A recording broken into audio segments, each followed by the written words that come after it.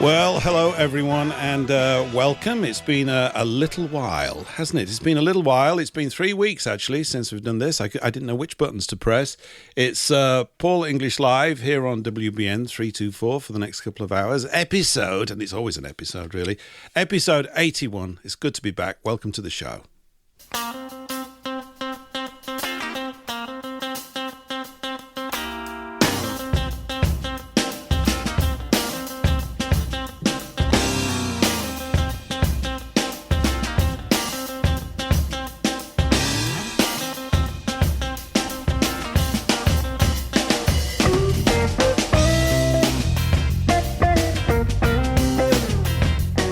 And it's obviously been a little while because our clocks are now synchronized with you American types properly once more. We're on a 5-hour gap between the UK and US Eastern Time.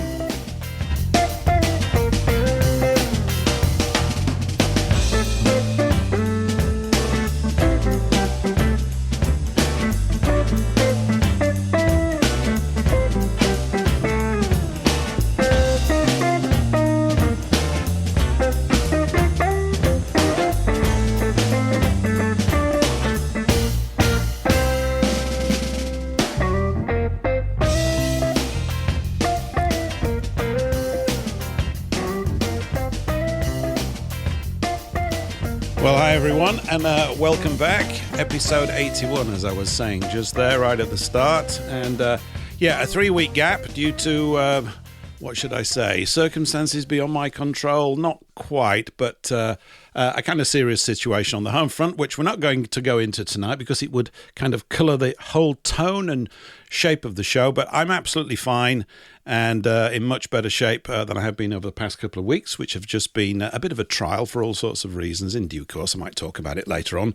But it's great to be back. Also, I've had a little bit of chance today to sort of change our technical setup here. Everybody else seems to be getting new studios. I think Ria Bow got a new studio at the weekend, and I haven't got, I would say, a new studio, but I've got a slightly easier sort of button pressing regime at the beginning. I finally figured something out that was bugging me with regards to streaming to all these different platforms. So just to let you know where we're going out on WBN 324. So hi everybody on the WBN radio station side. Great to be here for the next couple of hours with you. We're definitely doing that. The main port of call for the show in terms of interaction is Rumble. So you can hook up to that via paulenglishlive.com. You'll find the Rumble link there if you like to chat and type and hang out with other naughty types of people, or really decent types of people as well. We're going out on Radio SOAPBOX, which we also do. We'll run a little bit longer on SOAPBOX probably this evening than the 2-hour slot. And we're also on DLIVE, which I've not been able to really promote or make it take off, but so what? And we're also going out on YouTube, and I've got a much simpler sort of arrangement this week, which is quite good.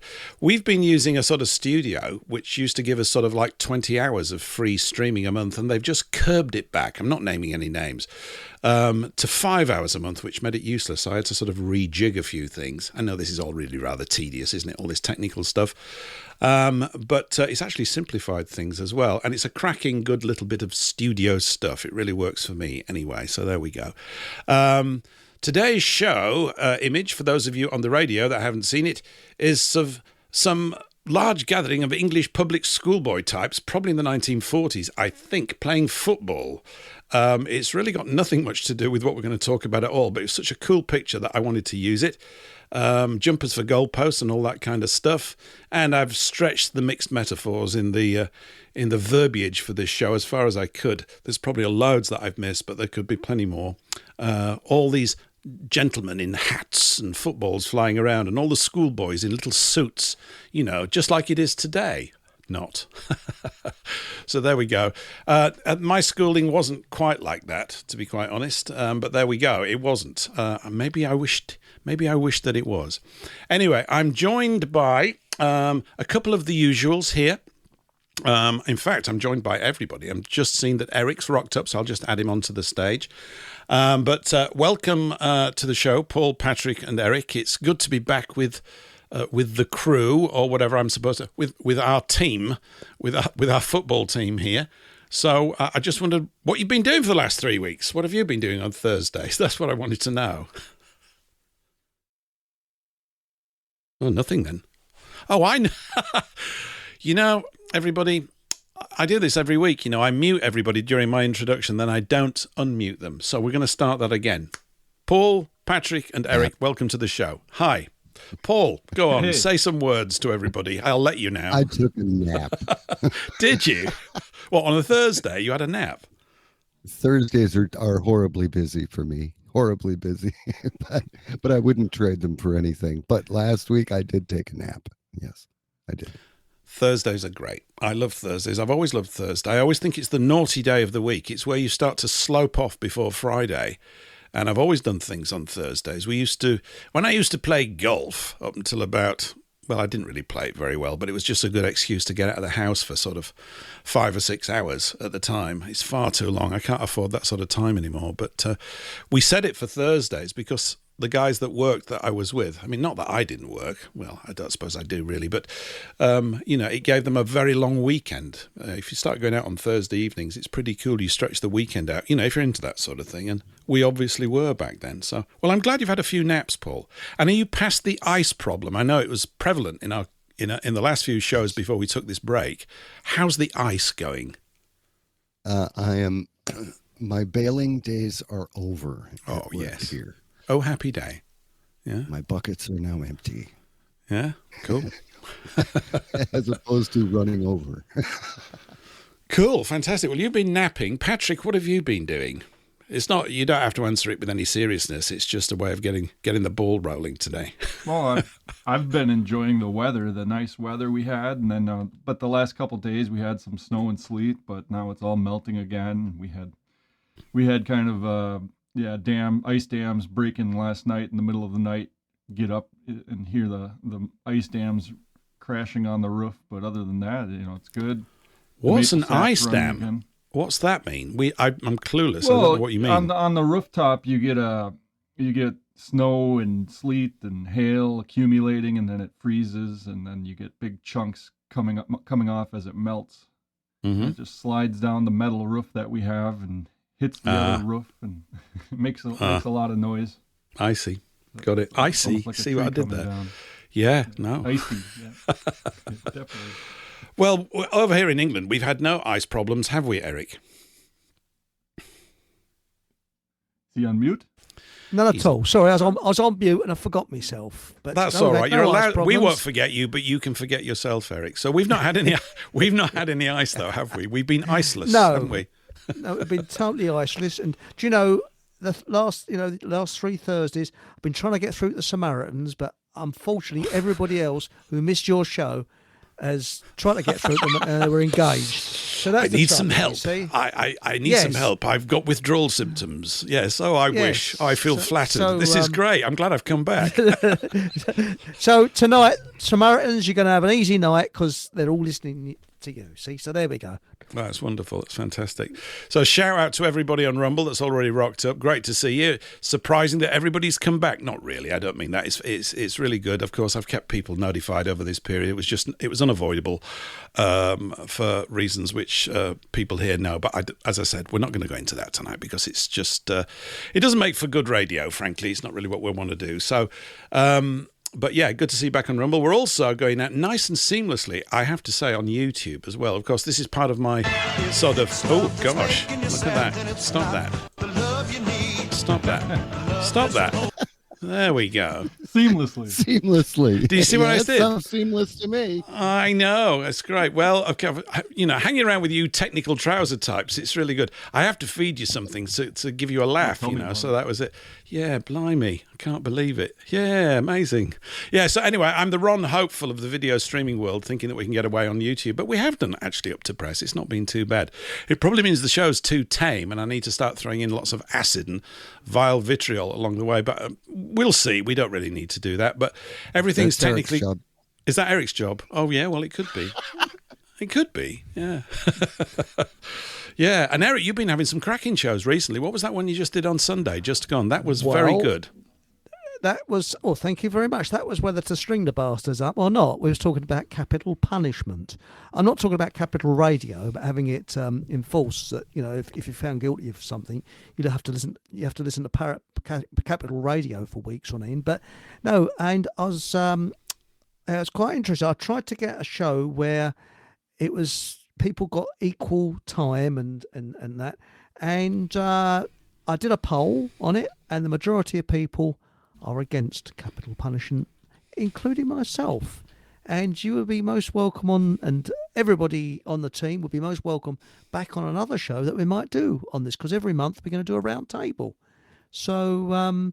But very interesting points that were brought up. I mean, I know your stand on this, Patrick, but we don't know yours, Paul. Both you, Pauls. So, how do you feel about capital punishment? Well, I couldn't make your show on Sunday because I was out beating the neighbour up for driving his car into. No, I wasn't really. I need a note from your parents. And, I think Lions, I think.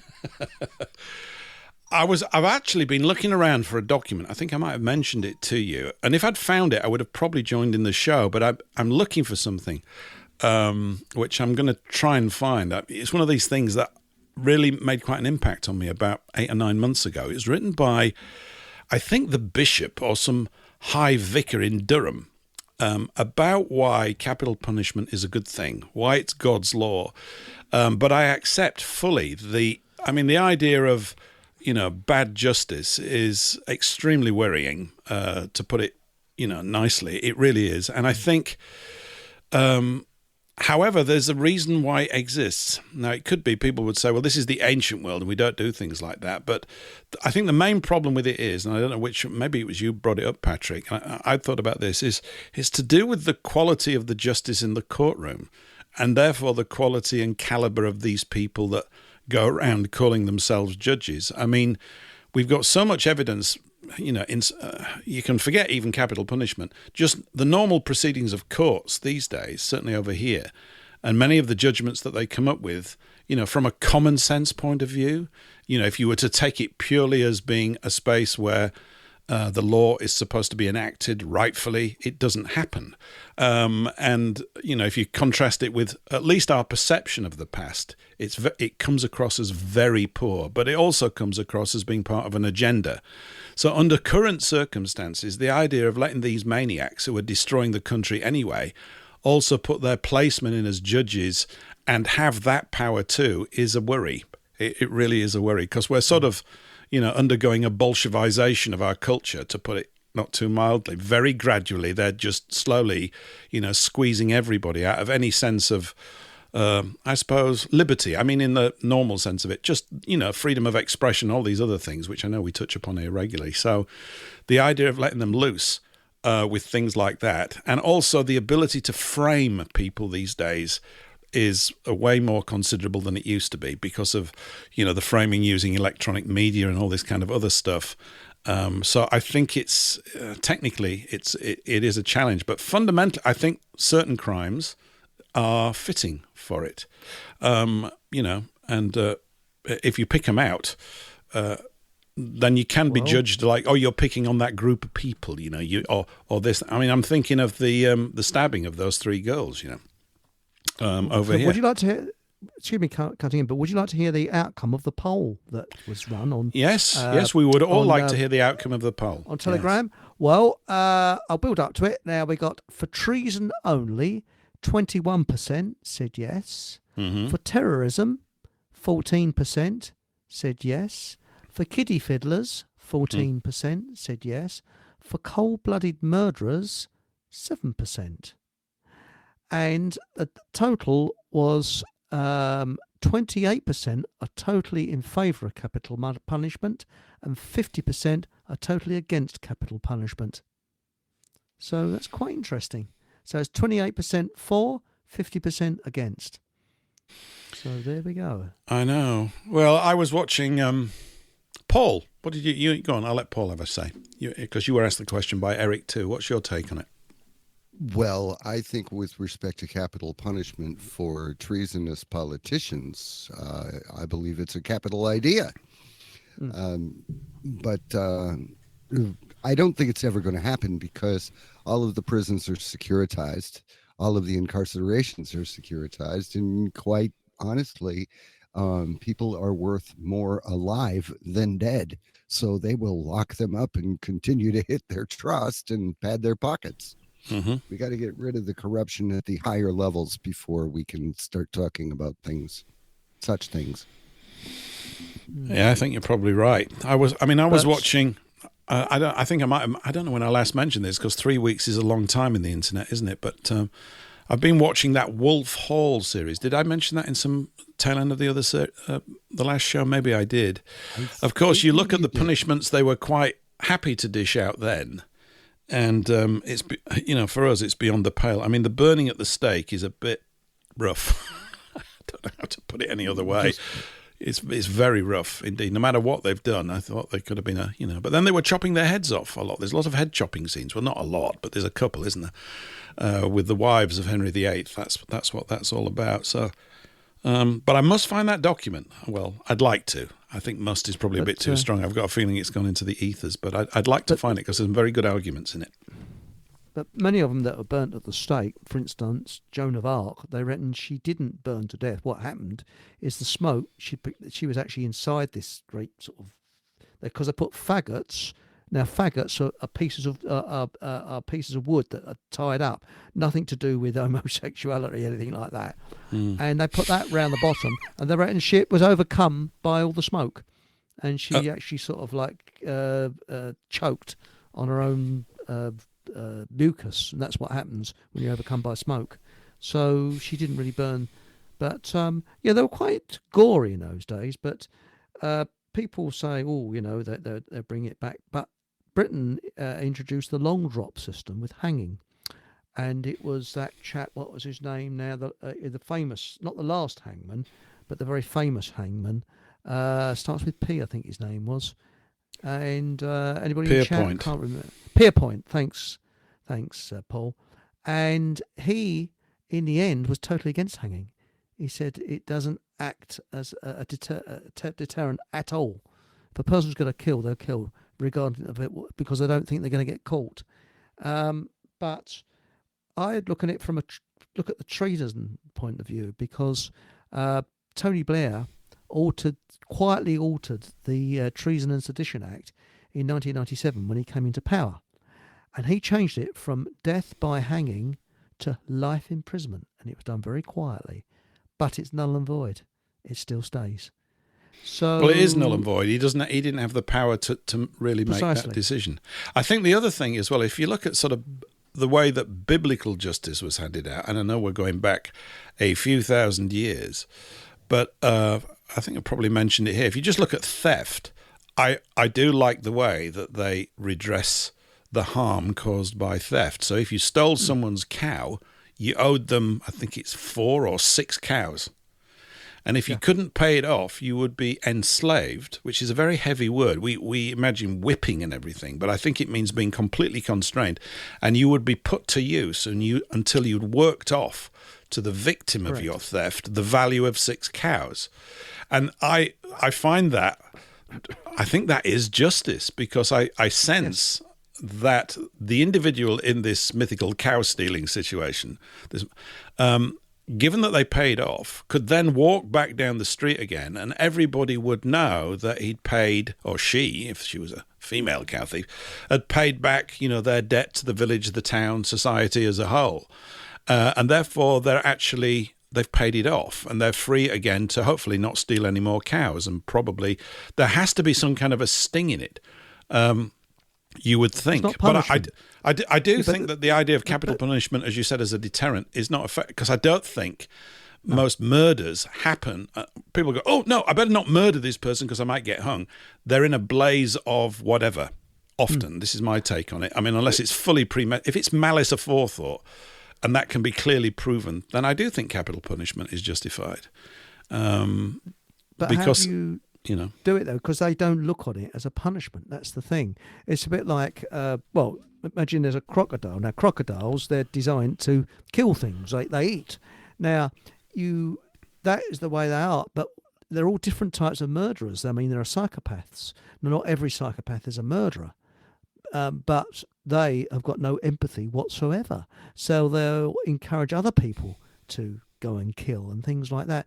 I actually think that putting these people on islands away from us would be a far better idea. Cost the taxpayer pennies, virtually nothing, and they will stay there for the rest of their lives. They'll have to grow their own food. They'll have to provide for themselves. If they don't, starve to death. It's as simple as that. And also what you were saying about paying back the victim, yes, they'll go, if they can't pay it off in normal course of events, then they'll go to a work camp on an island and they'll have to slave their guts out to pay off that debt. So they'll be doing something productive. So, I think that would probably work. But I personally am against the death sentence because you've got to get someone that's a bit psychopathic to carry out the job, because we are conditioned not to kill, because we've got a fully working frontal lobe in our brains, whereas psychopaths haven't got a fully functioning frontal lobe. So that's it. Do they often say, it's not me, it was me lobes, Your Honour? That's me bloody lobes, I've mate. got bad lobes. If you had lobes like mine, you'd have been killing people too. So tell us a little bit more about Henry Pierpoint, because I was looking it up when you mentioned that you had an executioner that was a hangman, because I had read a book by a fellow by the name of James Billington. It was called Fire in the Minds of Men, and he was our Librarian of Congress back until Obama, from Carter to Obama. And there was another character named James Billington, when I had looked him up, who was also a hangman in England. And I looked up his Wikipedia just here, and it said he worked frequently with Henry Pierpoint in his career. Billington carried out a total of 26 hangings as an assistant and 16 as a chief executioner. He worked as a hairdresser when not performing executions. Well, Pierpoint, though, he actually did it very quickly, because they had, in the condemned cell, they had a false wall that they moved back at the time of the execution, and he actually got the person from the cell and hung within seconds. I think it's 15 seconds was his quickest. But he just got on with it. He didn't mess about. He just went straight out. And also, he didn't want to know what crime the person had committed, because he treated everyone with respect. That was another thing with Pierpoint. But he devised the long drop system, whereas once upon a time, people would be hung and they'd be slowly strangling. Sometimes it took about 20 minutes for them to go, and they actually paid people to pull their legs down. Whereas with Pierpoint, it was the long drop system, and it had to be calculated perfectly. And he stretched the rope beforehand. He had to know the weight and the height of the person, and it was virtually instant. It's instant. Bang, that's it. They just break the neck, and that's it. Yeah.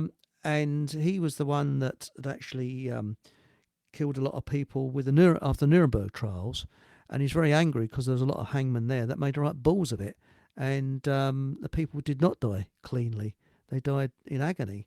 Whereas with Pierpoint, all his ones were done very quickly and efficiently, and bang, So he must have been a long time hangman then, because was. I'm reading about Billington. Billington died in 1905 and received a commission to hang Thomas Tattersall in Leeds. While preparing the scaffold, he fell through the trap door and cracked his ribs. He died 2 months later due to the injuries. No, is a different Pierpoint. No, it was Pierpoint's father, because the whole family were Wow. father to son. So this Pierpoint died in the 1970s, I think, or 60s. Hang on, I'll just tap it. Just look him up. It's relatively recently, the death of Pierpoint. Must have been June. Yes. Yeah, it is. Because, is the motto of that is tale then, 22. Patrick? Don't go to Leeds, my Don't go to hometown. Leeds. Don't go to Leeds. Don't- You're going to don't break your execute ribs. people. Yeah, you'll break if you fall through the trap Here door. it is. He died in 1992, aged 87. He was born in 1905, so it must have been his grandfather, maybe. Yeah. Albert Pierpoint was his name, and Henry Albert Pierpoint. That's right. Is the one Early I'm life? looking at. 1877 to No. 1922. no, it's Albert Pierpoint, Right. 1905 father. to 1992. So, he was born in 1905, And it says here, his father, Henry, and Uncle Thomas were official hangmen before him. Oh, So it was Harriet Henry, and he was a Yorkshireman. So, and what else was it now? Who Pierpoint was? Nothing. Yes. Nothing. Yeah, watch out for me. Nothing quite like keeping it in the family, is there? That's really good. He ran a pub as well. So in between, he ran I wonder a what the pub. pub was called. The Hangman's Noose. Well, yeah, Yeah. but Billington was a hairdresser in his spare time. So. Yes. Where you go get the hangman's news. I'll never insult hairdressers ever again. Yeah. Not that I ever have. Yeah, he would have been. I suppose Pierpoint would have been quite good. What with his calculations about weight and drops and everything, if he went into the bungee jumping business, wouldn't he? Maybe their family's moved on and they're doing that. It's okay, and they could work out the weight and the drop and all the elasticity or whatever.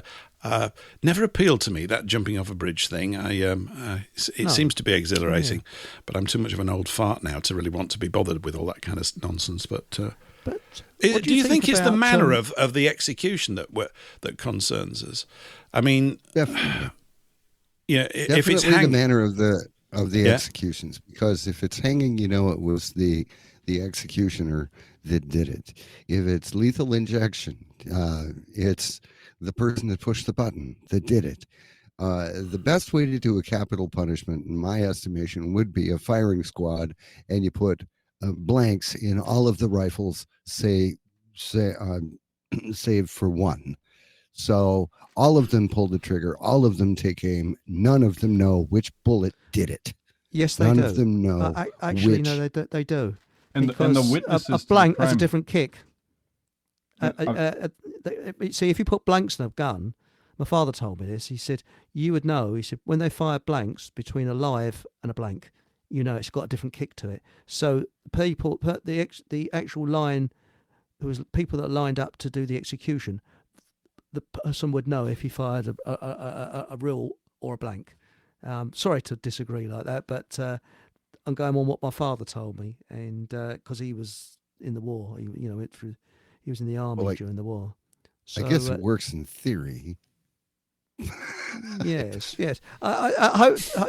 I do apologise. I hope you don't think I was rude, but I had to come in there because my dad always said that. He said he was never. Well, execution by firing squad was done away with in 1930 in the British Army, so he had never lined up. But my dad said it would have been terrible if it was in the First World War because they picked chaps from the same unit to become part of the firing squad, and they were nervous, and 9 times out of 10 they would aim to miss, and when they missed they might wound the chap's shoulder or wherever, and it was the officer's job to finish the condemned off. It was a really because the men, it could have been their friend, it was their mate, and they're going to shoot their friend and they'll be shaking like a leaf. The emotions are really heavy, and you think what it was like for the officer who knew the chap. He had to put a bullet through his head if the firing squad missed. Yeah. I mean, if any of you had been exceedingly naughty and found guilty of what we would say was a capital crime, if it still existed, and you had a choice, let's get gruesome, about how you to depart this realm, what methodology would you choose? Firing squad? I know that Goring wanted firing squad. He was furious about the fact that they were going to hang him. Because in the military, it's an officer's death is firing squad, so they expected that. So when they were told that they were going to be hung, this is at the Nuremberg trials, they were not too chuffed about this. Of course, Goring, as we mentioned a few months ago when we were covering that, Goring managed to get hold of a cyanide thing, which I wouldn't choose at all, I have to say. It's not my preferred way. It's not at the top of it's not my will or anything like that. Actually, I haven't got a will. But, what would you choose? I mean, I would personally probably choose hanging, to be quite honest. How about that? I would actually ask with the firing squad, I'd ask the chap who shouts out, take aim, ask them to pause for about 40 years before saying fire. Yes. Yes, that might be called a lengthy appeal process. Is that what that is, Yes. Eric? Yeah. Or standing behind the wall, not in front of it. That's another. Can we think idea. about this for a bit? How long did Yes. you have in mind? About 40 years? Yes. I would think you just give them the option. Okay, well, we can dispatch you immediately, or you can sign up for a lifetime of servitude for the people that you harmed, that you injured. You know, it's life of service or no life at all, and let them decide. Yeah. Well, I think the French Revolution kind of set the precedent for modern executions where they just lined everybody up and chopped their heads off one by one in public. I don't think there's been anything quite like that though since that time. I mean, there has been, you know, you're talking about the Nuremberg trials and all that kind of stuff, but not to the extent that they were doing it during that French Revolution period. I wanted to Exo mention in the something. chat would prefer guillotine, or as he puts it, the head choppy French method. Ah, yes, I love a bit of the old head choppy French method. Of course, that guillotine was flying around a couple of hundred years ago. 28,000 they guillotined. 28,000, something like that. That's quite rough, isn't it? They were very cross, you see. It's obviously to do with the emotional volatility of the people of the day. Is our squeamishness about it indicative of the fact that we're complete wimps in comparison to people of the past? Or is it that we're more refined and we therefore consider ourselves more cultured and more enlightened, and we shouldn't be doing that sort of thing? Paul, you want to hear just a little bit from Deuteronomy? It was chapter 17. Okay, sure, fire away. Okay. By the mouth of 2 or 3 witnesses shall he die that is to be slain. Let no man be put to death when only one bears witness against him. The hands of the witnesses shall be the first upon him to kill him, and afterwards the hands of the rest of the people, that thou mayst take away the evil out of the midst of thee. So that's Deuteronomy. Yeah. And it should be done by a judge and in line with the Levitical priesthood, according to Deuteronomy. So a judge in consultation with the priests. Requires a bit of clarity, doesn't it? It's not a sort of topic we think about too much. I mean, I must admit, I enjoyed listening to the show, but I'm still slightly undecided. I think there are definite cases where it's totally deserved. But as I said, my main concern is a false judgment with a completely incompetent judging crew. But what there is something, there has to be a way of working out justice, you know, when you were reading that bit there from Deuteronomy, in terms of, there's that example of Solomon with the claim on the baby, which is perfect, really, in terms of how natural justice really would work, where there's a baby and 2 women are claiming that it's theirs, the actual mother and her maidservant, and they both make an equally good case why it's their baby. So he says, okay, well, it sounds as though it's both your babies, so what we'll do is we'll cut it in half, and you can have half each. At which point, the actual mother leaps forward and says she can have it. Now, I don't know how we translate that into a sort of murder case or whatever, because I don't know. But you can see that there's a natural justice in that, and it works out that the guilty party would become apparent, you know. Of course, she didn't get killed for claiming the baby. She probably just got, you know, a sharp rack on the bottom or whatever they did in those days. But so it's not so lethal as that. Eric was saying about the members of the same platoon would have to be, the condemned person would have to be the ones to do it, because obviously they were the witnesses to the crime that person committed. And that seems like it's in line with what Deuteronomy was talking about, where the witnesses are the first ones to take action, the capital punishment, and then after them, the rest of the people, which would mean, like he was saying, when those people, those witnesses decide, oh, we're just going to shoot him in the shoulder, and then someone else has to come in and carry out the rest of the sentence. But it sounds like a very big burden that I would never want, but I'm sure there's circumstances where it's called for. And the idea is to try and avoid the circumstance in the first place, but we know that we've never ever been able to do that. There's a couple of interesting comments just come in on the Rumble chat. Nedward1 writes, gradual hypoxia in a hyperbaric chamber has been proven, I wonder by who, I'm not doubting you, but it's interesting, has been proven to be the best method. You become euphoric and die knowing nothing. Well, you could say that most of us have lived knowing nothing. Or not much. But yeah, okay. That's moved to the top. Maybe that's better than hanging, I suppose. Yeah, it is. And Shelley writes, hi, Shelley. My pen pal, I never knew this. This is interesting and quite grim. My pen pal served 28 years on death row and was innocent. He was released and died 18 months later. Tragic. Yeah, very sad. I mean, there's this thing about becoming institutionalized in these prison establishments as well, isn't there? So, and I know that there was the argument, and I guess it still holds, that the cost of keeping these prisoners for 40 years is huge. And you could say, well, look, No. if it's £80,000 a year to keep them for 40 years, that's 3 million quid. And couldn't that 3 million quid be better spent, supporting poor children or whatever? But maybe that's kind of overcomplicating the thing. I'm No. passionately against death sentence because of what Shelley has just said and many other reasons. Now, Yeah. if that man was taken to an island where this is what they do in Norway, they've got an island where they live in a little hut where they grow their own food, and a prison officer sometimes comes along and has a coffee. Now, it sounds not a punishment, but it is in a sense because they can't get off that island. If he was found to be innocent, then he would be taken off the island, and he's not mentally scarred in any way, because when you look at these different degrees of murder, all right, if a person is a mass murderer and enjoys it, there is something mentally wrong with them. So they're detained in a mental institution because they're mental. That's it. And yes, that would cost money to keep them alive because a lot of them are incurable, like psychopaths are incurable. But in situations like that, I think the island idea is by far the cheapest and best method. By far. Absolutely. Well, we'd be quite Now- fortunate, wouldn't we, in this regard here, because there's about 3,000 little islands around That's this right. main one. Yeah. Yeah, so we're Yeah, okay it for costs islands. The whole, Cost the whole taxpayer thing and nothing. what it costs. The whole thing, what it costs, doesn't hold water because anybody who's incarcerated, their incarceration is securitized. They actually create bonds because of that. It funds the financial system, the global financial system.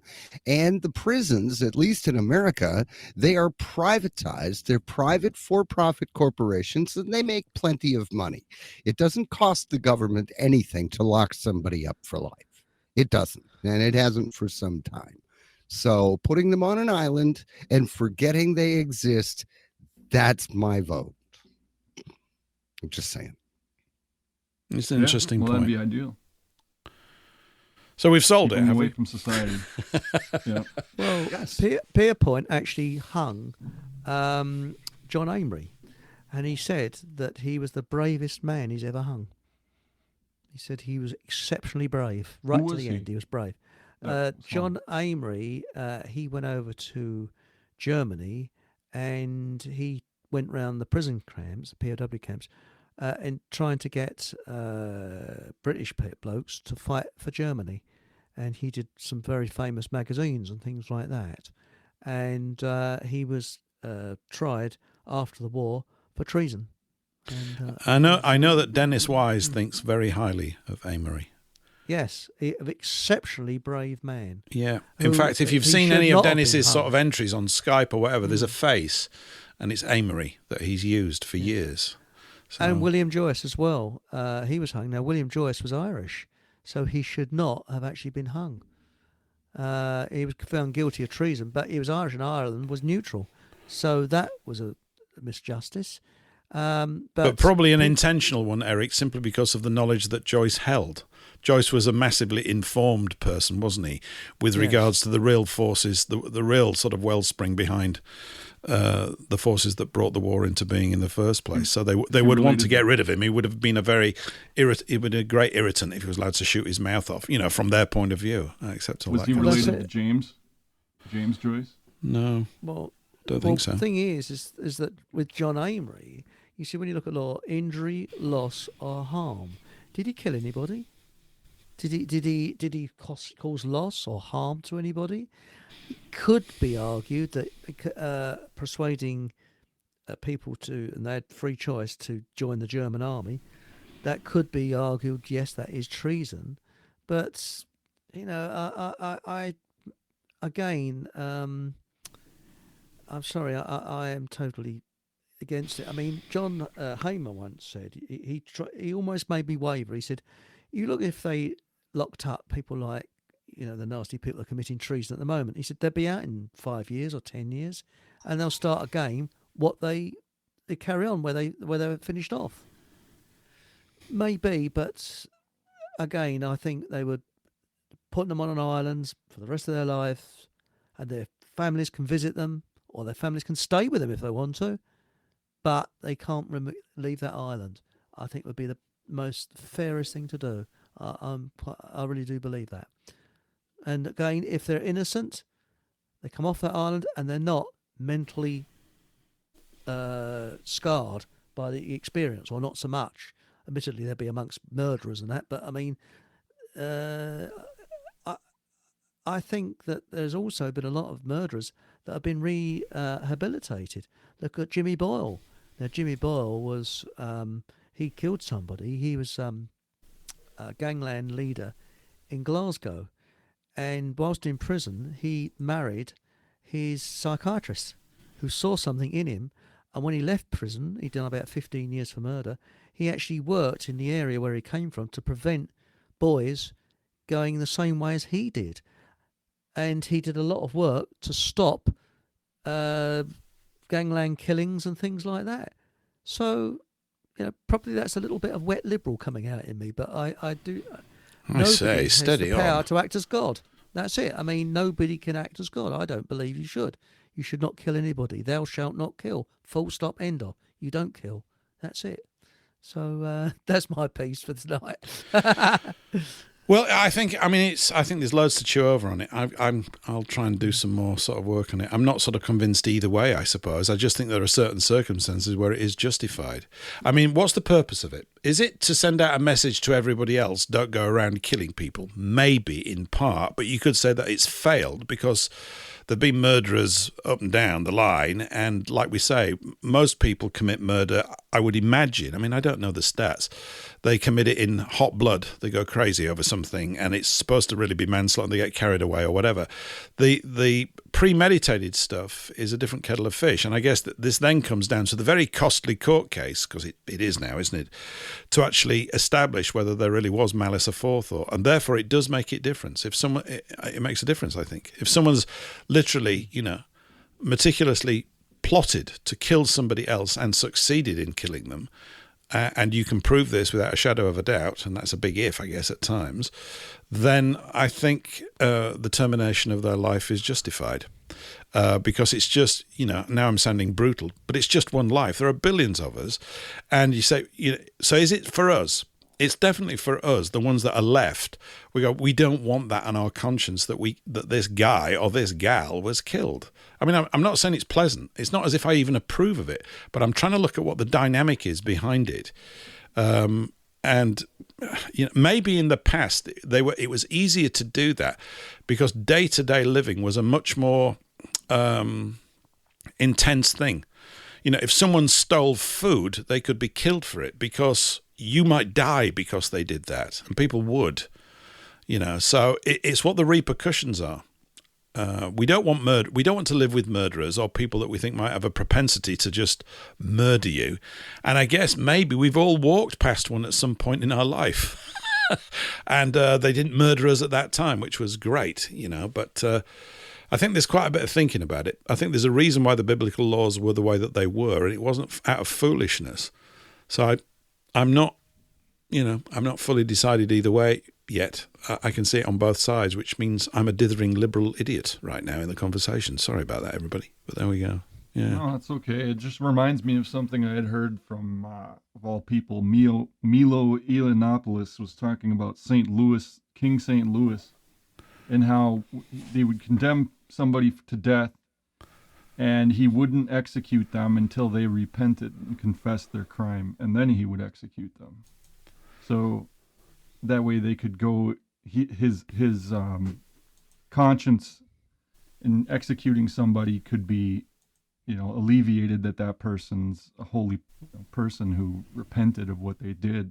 Mm-hmm. But it still leaves a lot of questions. It's like, well, then you're almost rewarding the person you don't execute that's unrepentant at that point too. So it's like, it's a tough thing to think about, really, because there are instances where a person may deserve death for what they're doing or what they've done, and for what they show that they'll do in the future. Because if like in a war, for instance, you get somebody taking a sniper taking aim at one of your compatriots, and they're in the process of doing that, what do?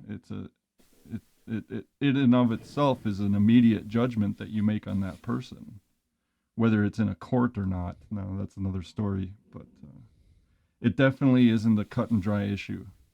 This idea of capital punishment. No, it's not. I don't feel at all crystal clear about it. I agree with you. It's not cut and dried. I mean, there was the thing about, I know there's a statistical report somewhere with regards to infantrymen across all sides. It was done after World War II, but it could have been done, they've probably done more since then. And one of the questions was, when you were in combat, did you shoot at the enemy to kill them? And they were shocked to find out that the vast majority of infantrymen did not. They did not do that. They shot to wound them in the leg so they couldn't get nearer to them. Stay away. Don't come over here with your gun. I'm going to try and stop you moving. I don't want to kill you,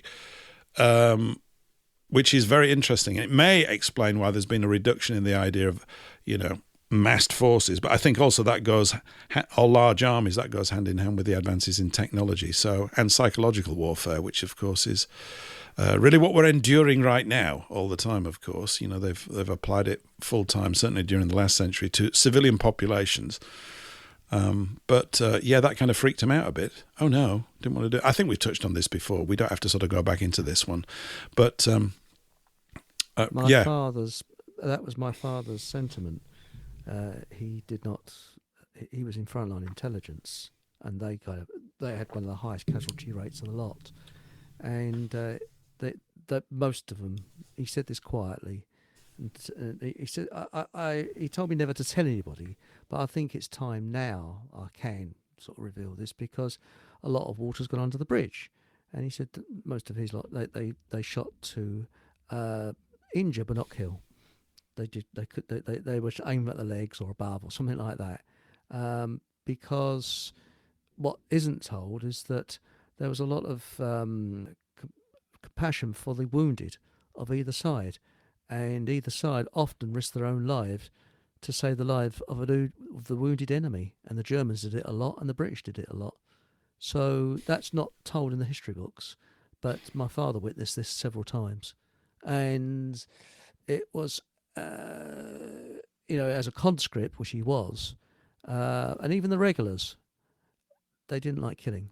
And in the First World War, the officers used to run along the lines telling the men to put their rifles down to actually kill. Because in the First World War, it's even worse. It was more face-to-face, where in the Second World War, it was more distant. But so I've let out a little secret there, which has been kept secret a long time. So I thought I'd better mention it, because I think it's time now I think we can talk about these things now. Whereas, say, 20 years ago, there was still a lot of the Second World War generation around. So that's it. Well, it's a good ongoing topic. I'm going to try and dig up a few more things. I need some guidance personally in my own head to really, because I think there's a lot of aspects we've not even touched upon. I know there is. I can just sort of feel them out there, but I haven't had the time to wrap my brain around it. But there's lots of aspects to it. I mean, one thing that just cropped up then, if you think about kings or rulers or emperors wanting to extend their power or create that impression, the executing of people does just that. Oh, it's the emperor that's going to have you killed, or the king will. I mean, certainly in watching Wolf Hall, which is about Henry VIII, the idea that you could get so cross that you were quite happy to have your wife's head chopped off is a bit much, frankly, isn't it? Why couldn't he have just sent Anne Boleyn somewhere else? It's not as if they were short of a bob or two to have her put on an island. But there are so many other pressures and forces at play in that time of history. I'm not excusing it. I'm sure if you had Henry here and he could answer for it, he might give you a jolly good, case. He might make a very good case for why it had to happen. But I guess from a distance, where it's always so much easier to judge people in the past when you're not there, just as we will be. Oh, that's right. But also, when they cut your head off, they've proven that you're still conscious for about 30 seconds. And I know that I think it was who did Cromwell behead now? Was it William King? One of the Charles kings? I. Charles I. Sorry, I got that wrong. And apparently somebody said something rude in the audience, and Charles I answered him because they pick their head up, don't they? And they sort of hold it and show it to the audience. And he answered. So he is still conscious for up to 30 seconds. I don't know about that. That's true. So it really was a talking head. I think it must be difficult. Yes. There's no wind in the lungs to pass through the larynx, you know. So I'm sorry to get all sort of precise about it, but I like it as a tale. And another thing, I wish you'd not chopped my head off. Yeah. Oh shit. Yeah. But let's face it, today they'd do it with a circular saw, wouldn't they? They could actually do 20 at a time, on a conveyor belt. So that'd be more efficient, wouldn't it? If anybody's seen Wolf Hall, and I've half seen it, and I don't know if I'd mentioned this. I can't remember where we were in sort of little threads that you got to pull back when you're going out weekly. But the execution of Anne Boleyn is in there in quite graphic detail, although you don't see the head come flying off. But I'm assuming it's historically accurate. They brought in a French executioner who used a very long sword. The sword looks about 3 feet long. It's huge, very long-bladed sword. And he takes his shoes off when they're on the gallows so that she can't hear him. She's blindfolded. She's not got her head on a block. It doesn't come down vertically. The blade's going to come across her neck. This is all gruesome, isn't it? But it happened, horizontally. It's going to be swung from left to right. And what he does is he moves to one side of her and intentionally makes a noise, even though he's in his socks. He hasn't got any boots on, so she doesn't know where he is. He makes a tap on one side. She turns her head to that side, and he comes at the other side and just takes it clean off. Brilliant job, really. Excellent. He earned his money that day, So all of that kind of stuff. And I know that there's another thing. I think it's during that period. I can't remember who it is. There was a woman in her 70s that they beheaded. Royalty or ex-royalty or a duchess or something like that. I'm a bit vague. It took ages for them to chop her head off because she started running around the gallows to avoid it. I'm laughing, but I shouldn't. I'm sure for her it was absolutely dreadful sort of experience. Of course, the crowd all turned up. They get whelks or whatever they were eating, and it's sort of like football match of the day, I guess, to some degree. So engendering the bloodlust of the crowd is never a particularly edifying sight, is it? But it's still there. I assume it's still kind of there to some degree. But that's how they used to handle it back then. And just as my comments on Wolf Hall, because I want to move into this topic a little bit later, maybe after the break, possibly. I've got a couple of things I wanted to mention. I would recommend Series 1, but I'm incapable of recommending Series 2.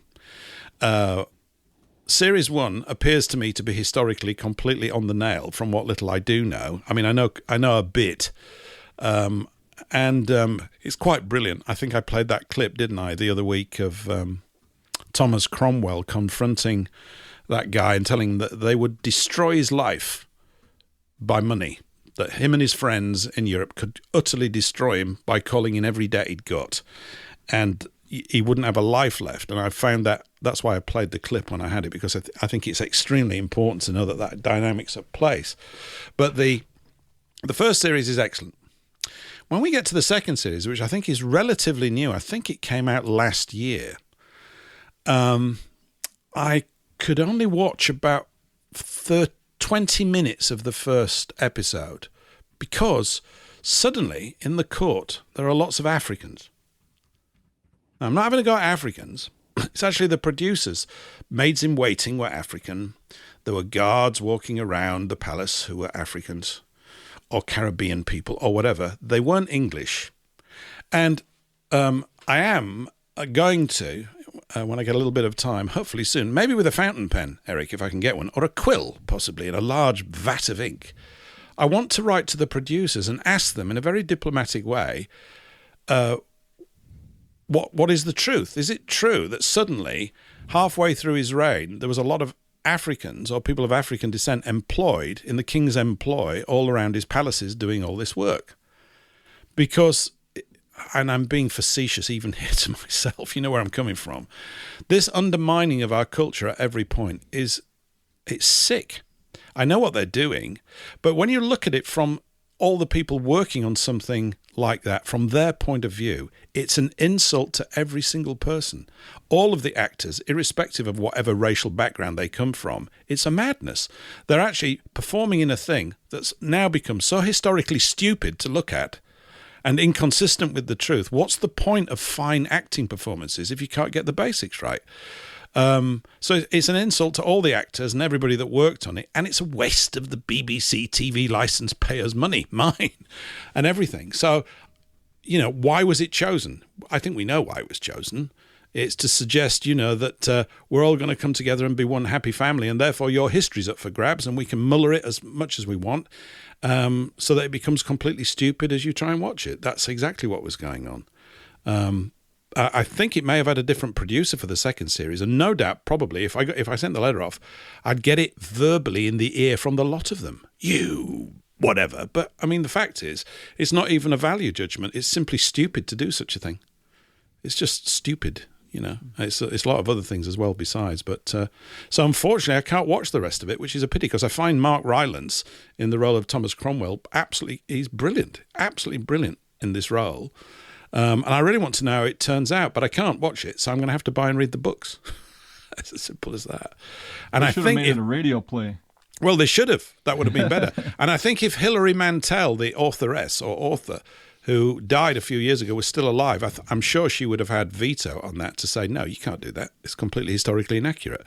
So, the sort of multiculti, liberal, left-wing, purple-haired, idiots that are in certain BBC departments got their way and basically destroyed something that I thought the first series was like how the BBC used to do things when we have this perception that they were good. And it was good, right? It was really quite brilliant, actually, I thought. Or I was captivated by it. Maybe I'm just showing, my age and all this, that and the other. But it seemed to be tremendous. And that the novels themselves won a lot of prizes because it's supposedly very precise, historically very accurate. And so I was kind of disappointed that I had to stop watching it because I can't watch it. I'm just going, no, I'll try and get through it. I can't. It's silly. I ended up laughing at it and just go, this is daft, so. Yeah. It's like when shopping, you see, if you're going to go into a shop, I won't mention any names, where you want to buy, say, a pair of trousers, or if you're American, pants or a shirt or anything like that, they've got lots of pictures of non-European models. But I want to buy clothing for a European. So I've had to not buy my clothing in those shops anymore because they don't obviously sell clothing for Europeans. I was going to ask the manager whether, is there a shop where I could buy something for a European, because we've all got different body shapes and sizes. Mm-hmm. So I'm not being racial or anything like that. We have got different body shapes. So, I'm not going to buy something that would be suitable for, another race of person, because I'm not that race. Full stop. End of. Well, we're going to come back to that. Vote with your wallet. Yeah. We're just coming up to the sort of top of the hour, and it's good to get back. I feel as I'm slowly getting my feet back under the microphone table or whatever, which has been good. And it was good to carry on the topic that you were talking about on Sunday as well. So thanks for that, Eric. That was great. That's right. We're going to do a little break with a song, which you all know, but you've never heard it played like this before. Well, maybe some of you have. I don't know. We're going to do a song and a couple of things. Then we'll be back in about 3 minutes or so. Here we go. 2, 3, 4.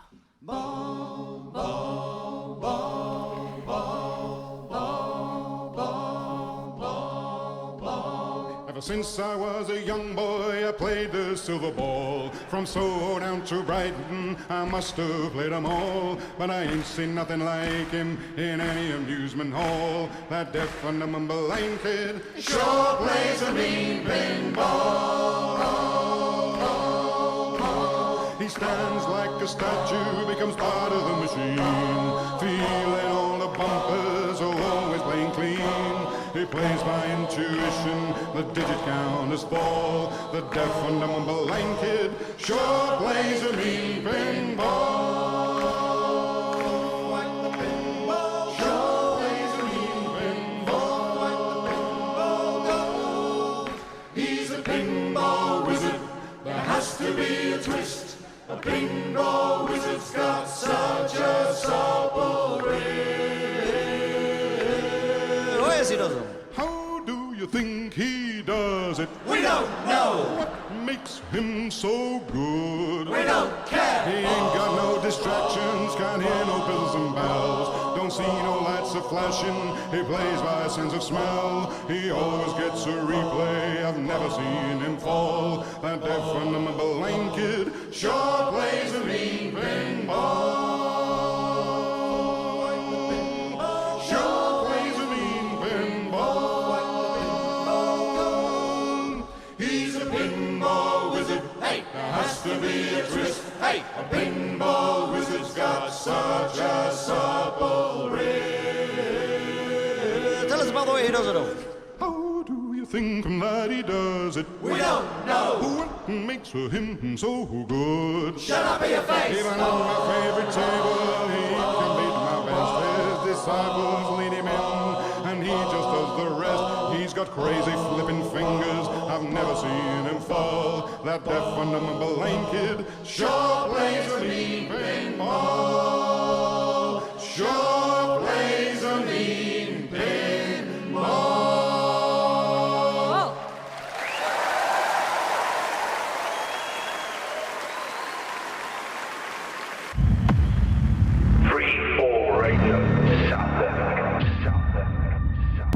Attention all listeners. Are you seeking uninterrupted access to WBN 324 Talk Radio despite incoming censorship hurdles? Well, it's a breeze. Just grab and download Opera Browser, then type in WBN324.zil. And stay tuned for unfiltered discussions around the clock. That's WBN324.zil. The views, opinions and content of the show hosts and their guests appearing on the World Broadcasting Network are their own and do not necessarily reflect those of its owners, partners and other hosts or this network.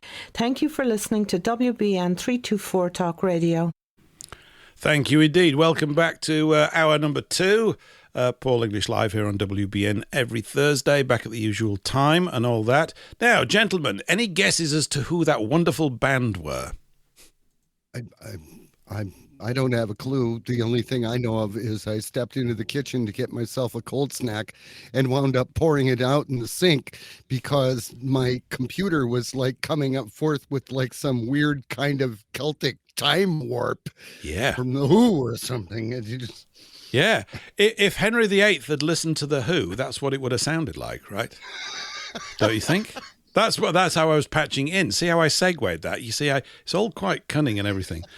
Yeah, I just stumbled across that the other day. I think the harmonies are absolutely brilliant.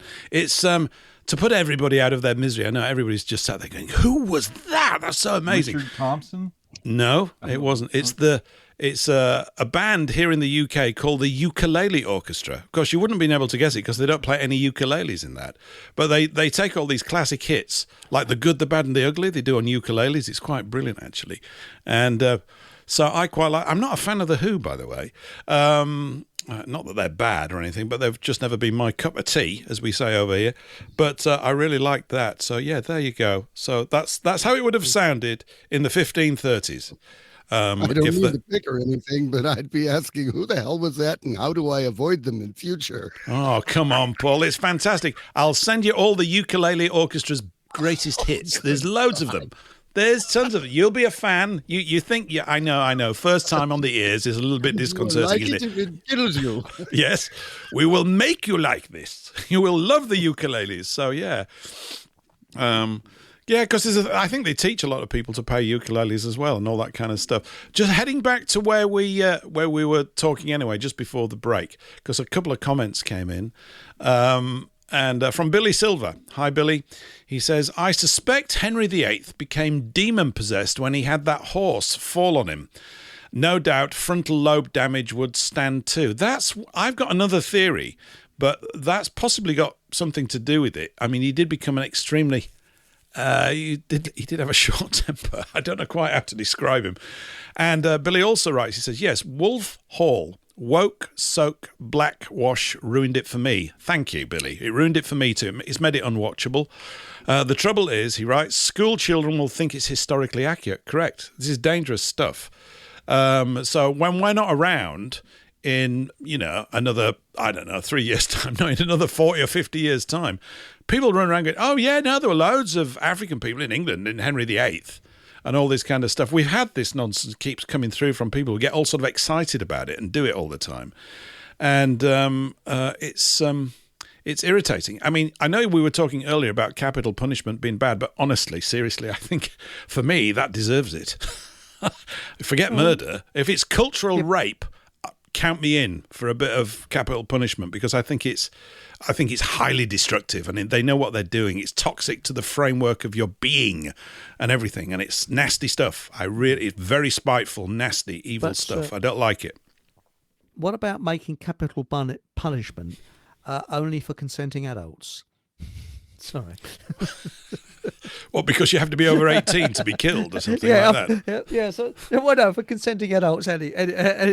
No, I'm only joking.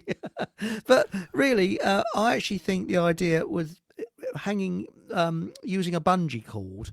So then you can bet how many times they bounce, can you? Start biting. Yes, it's sort of interesting. Modern ideas, I'm only joking, folks, only joking.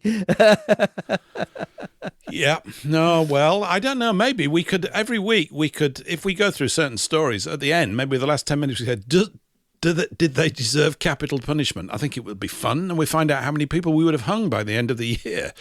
For really petty. I find it's petty things that actually drive me berserk. It's little things, people doing little things that, oh gosh, it's like murder we don't care about. Oh no, you're all right. But if you do a little thing, if you muck about with our culture, don't like it, get very unhappy, because it needs to be accurate for everybody, even for people outside of this culture that might want to study it and know it, what the truth of it was. So it muddles everything up. But we know the cultural Marxist bullbab and what they're doing. Couple more comments here. One from Tony Mananetti. Hi, Tony. BBC used to do great things like the original Hitchhiker's Guide, didn't it just? I was listening to some of that actually last week. The radio show. Fantastic, absolutely wonderful stuff, really tremendously funny. And that's the late 70s, so we're very long in the tooth here. That's 45 years ago, 45 years ago, that kind of thing. And Woody Peak writes, hi Woody, I'm fed up with the race mixing in TV adverts. Really? I'd not noticed. No, I'm joking. I'm thinking about boycotting the companies involved, and I'd let them know I'm boycotting them. We can't help who we fall in love with. Actually, we can. But it's too much. Well, it's all on purpose, It's all on purpose. And I wanted to just move over now to a post. This is a good time to introduce this. Has anybody here heard of Chris Langan? You heard of him? American chap. Know of him? No. All right, well, you need to start looking him up, because you're going to be amazed by Chris Langan. He used to be a bouncer in New York for 25 years. Right? But he's actually the world's most intelligent man. He's got an IQ of 194, they reckon. Okay. And he's currently working. He lives on a farm somewhere and with his wife, and he's been working for about 6 years on a complete theory of everything. And there's these little bios of him. He's an amazing guy. Anyway, I subscribe to his Twitter feed. Chris Langan, Langan. And let me just read you this post. It's a little lengthy, but it taps into what we've just been touching upon here. And this is all part of the Crisis of Civilisation, certainly of ours anyway. And I'm going to come over to that because it's a book by Hilaire Belloc, and I want to get over to it during this second hour. So Langan quotes a comment from someone else first. And the comment was, hearing from you that the white population of the world is less than 7% is very concerning. It means we are all but entirely dispossessed already.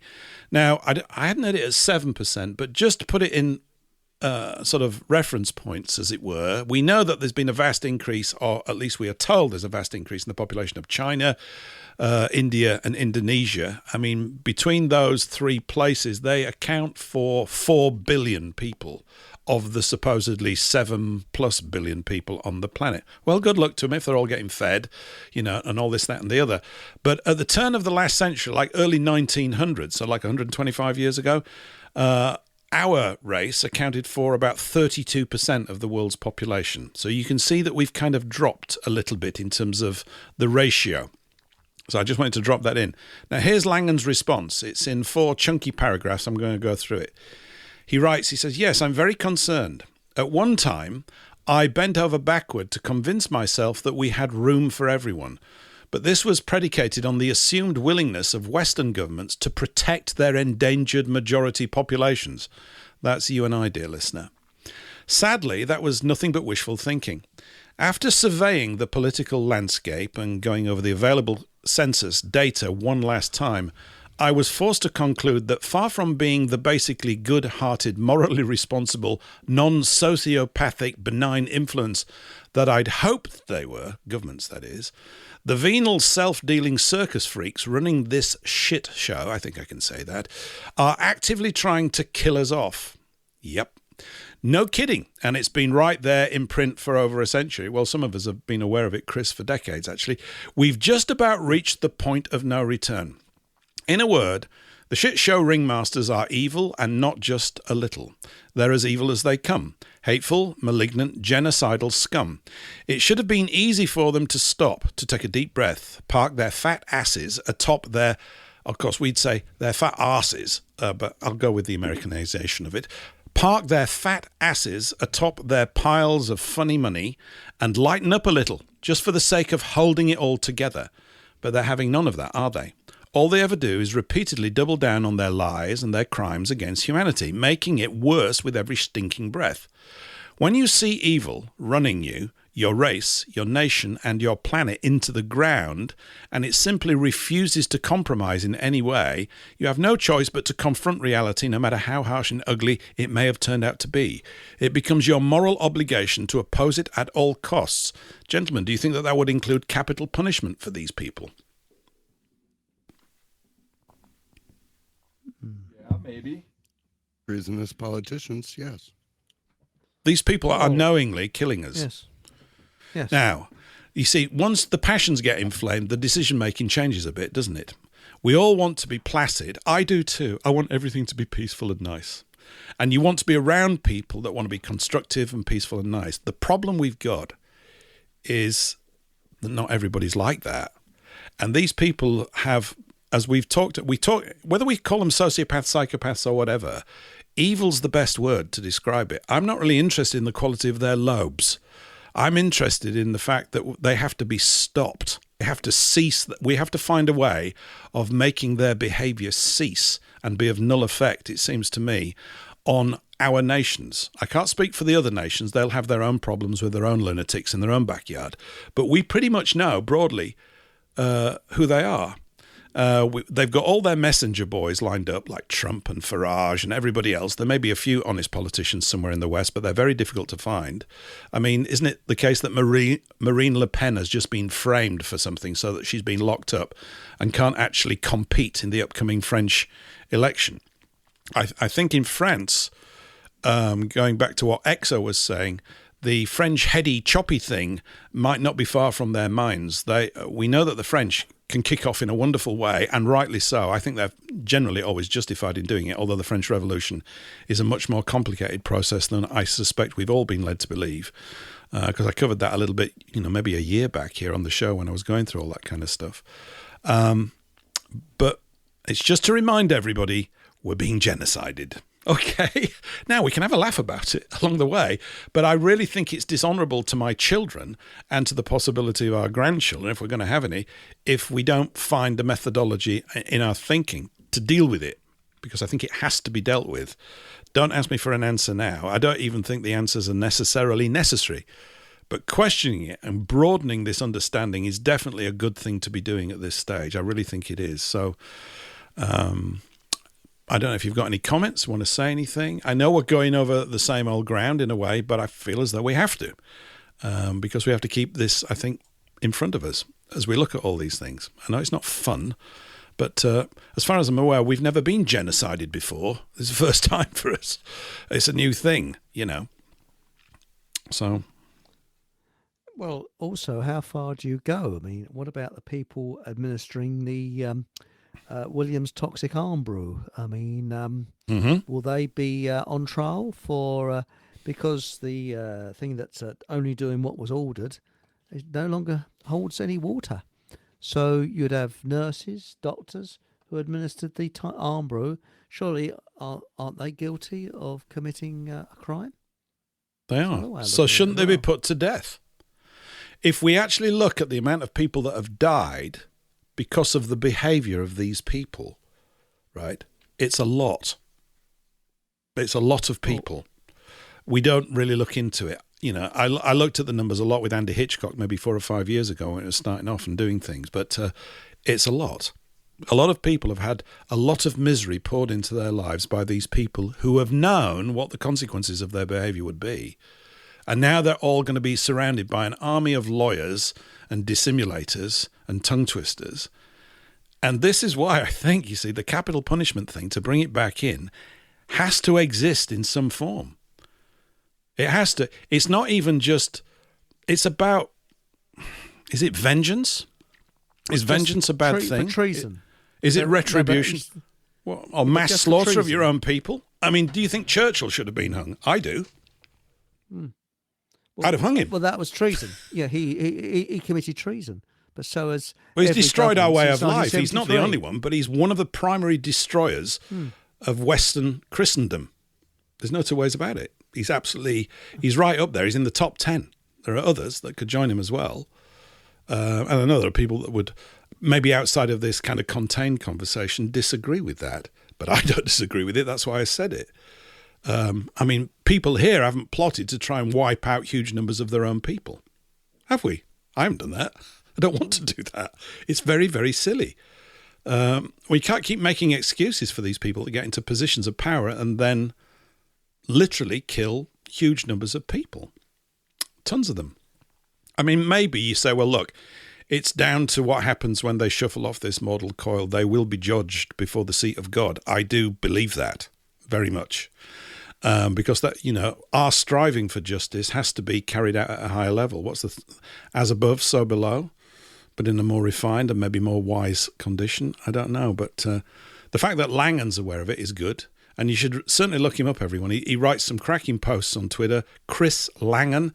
The idea that he was a bouncer, seriously, at nightclubs for 25 years. Big lad, right? Very huge guy. And then it just turns out that he's absolutely off the charts intelligent, which is a wonderful combination. I think it's absolutely brilliant. And he's not interested in money or anything. He's interested in working all this sort of scientific theory of the unfolding of life and all that kind of stuff. And no doubt it will produce some very good things, I think, because he's an honourable man. But yeah. Is this a bit of a conversation stopper? Did I say the wrong thing? No, it is interesting. I mean, if we had it just for treason, you think every person's ever served in government since 1973 would be put on trial for treason, be locked up for treason. Yeah. Because in 1973, Ted Heath illegally took the country into what was then the common market. Yep. So, when you think, and it always makes me wonder, why did Margaret Thatcher, she was the only minister, to be cremated? All the other prime ministers have got sort of like, they're buried in cemeteries. I think Wilson's buried on the Scilly Isles. I was a silly Billy. But the thing is, why was Thatcher cremated? Weird, isn't it? Perhaps she knew that one day people would twig what was going to happen, and she was worried that they might dig her body up and do something to it, like they did with Cromwell or something like that. I mean, there was talk about digging teeth up and flushing them down the sewers. But what have the sewers ever done to deserve that? That's the thing. Well, the people were rather cross with Cromwell because after he died, they put his corpse in a big iron cage and it swung there for a couple of years, I think. They just dug him up. Yeah. They hated his guts, and rightly so. I mean, Cromwell was not. I'm not a Cromwell guy. Let's put it that way. No. Well, instead of feeding the birds, you fed the vultures, didn't you? You put him in a cage. Go on, boys. There you go. Go and peck away. Yeah, I mean, maybe the retribution of capital punishment is a direct reflection of the degree of emotional fury that the people feel, because life was it was a simpler time. So no one's on their mobile phones. I mean, that's one of the things that I found striking. I know it sounds a ridiculous observation, but of watching Wolf Hall, there are no mechanical objects in that world. There's nothing. There's horses and carts, men with swords, a lot of talking, lots of ink, lots of writing, lots of very slow processes, very carefully and thoughtfully thought out. So there's this kind of build-up of tension throughout the whole of the narrative in this particular example of it. And it is a different world because of these things. We're now in the great distractathon, as I call it. Everybody is distracted by things. We can't even make our minds up about certain injustices. But there's definitely a reason why capital punishment existed. I mean, would it be a deterrent to the current crew? I don't know.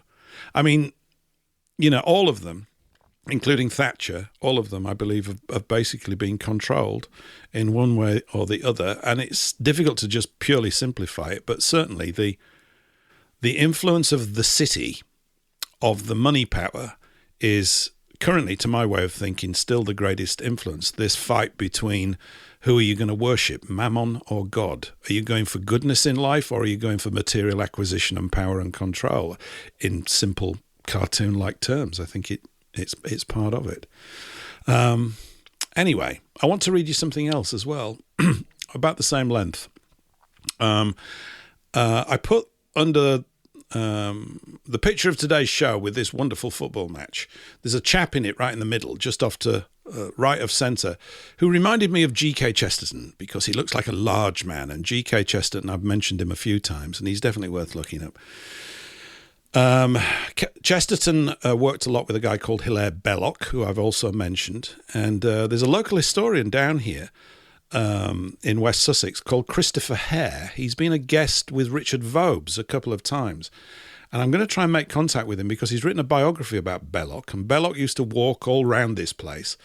And his favourite pubs was a pub called the Frankland Arms, which is still there to this day, up at a place called Washington. Loads of Washingtons in England, washing towns, where they did a lot of washing, I guess, of clothes and things. Belloc's definitely worth reading. And one of his books that I read about 15 years ago, I picked up the other day, and I've sort of cruised through half of it in about a day and a half, really quick. I found it absolutely captivating. And I came across something in it.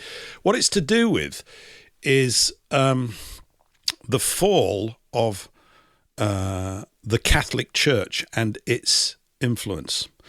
And it's quite brilliant. It will provide, if you're not familiar with it, it provides information that's highly relevant, I would suggest, to the situation we're in right now. It's the same. And I've just come across a little passage that I wanted to read out. This is about halfway through the book, about 100 pages in. What's this section called?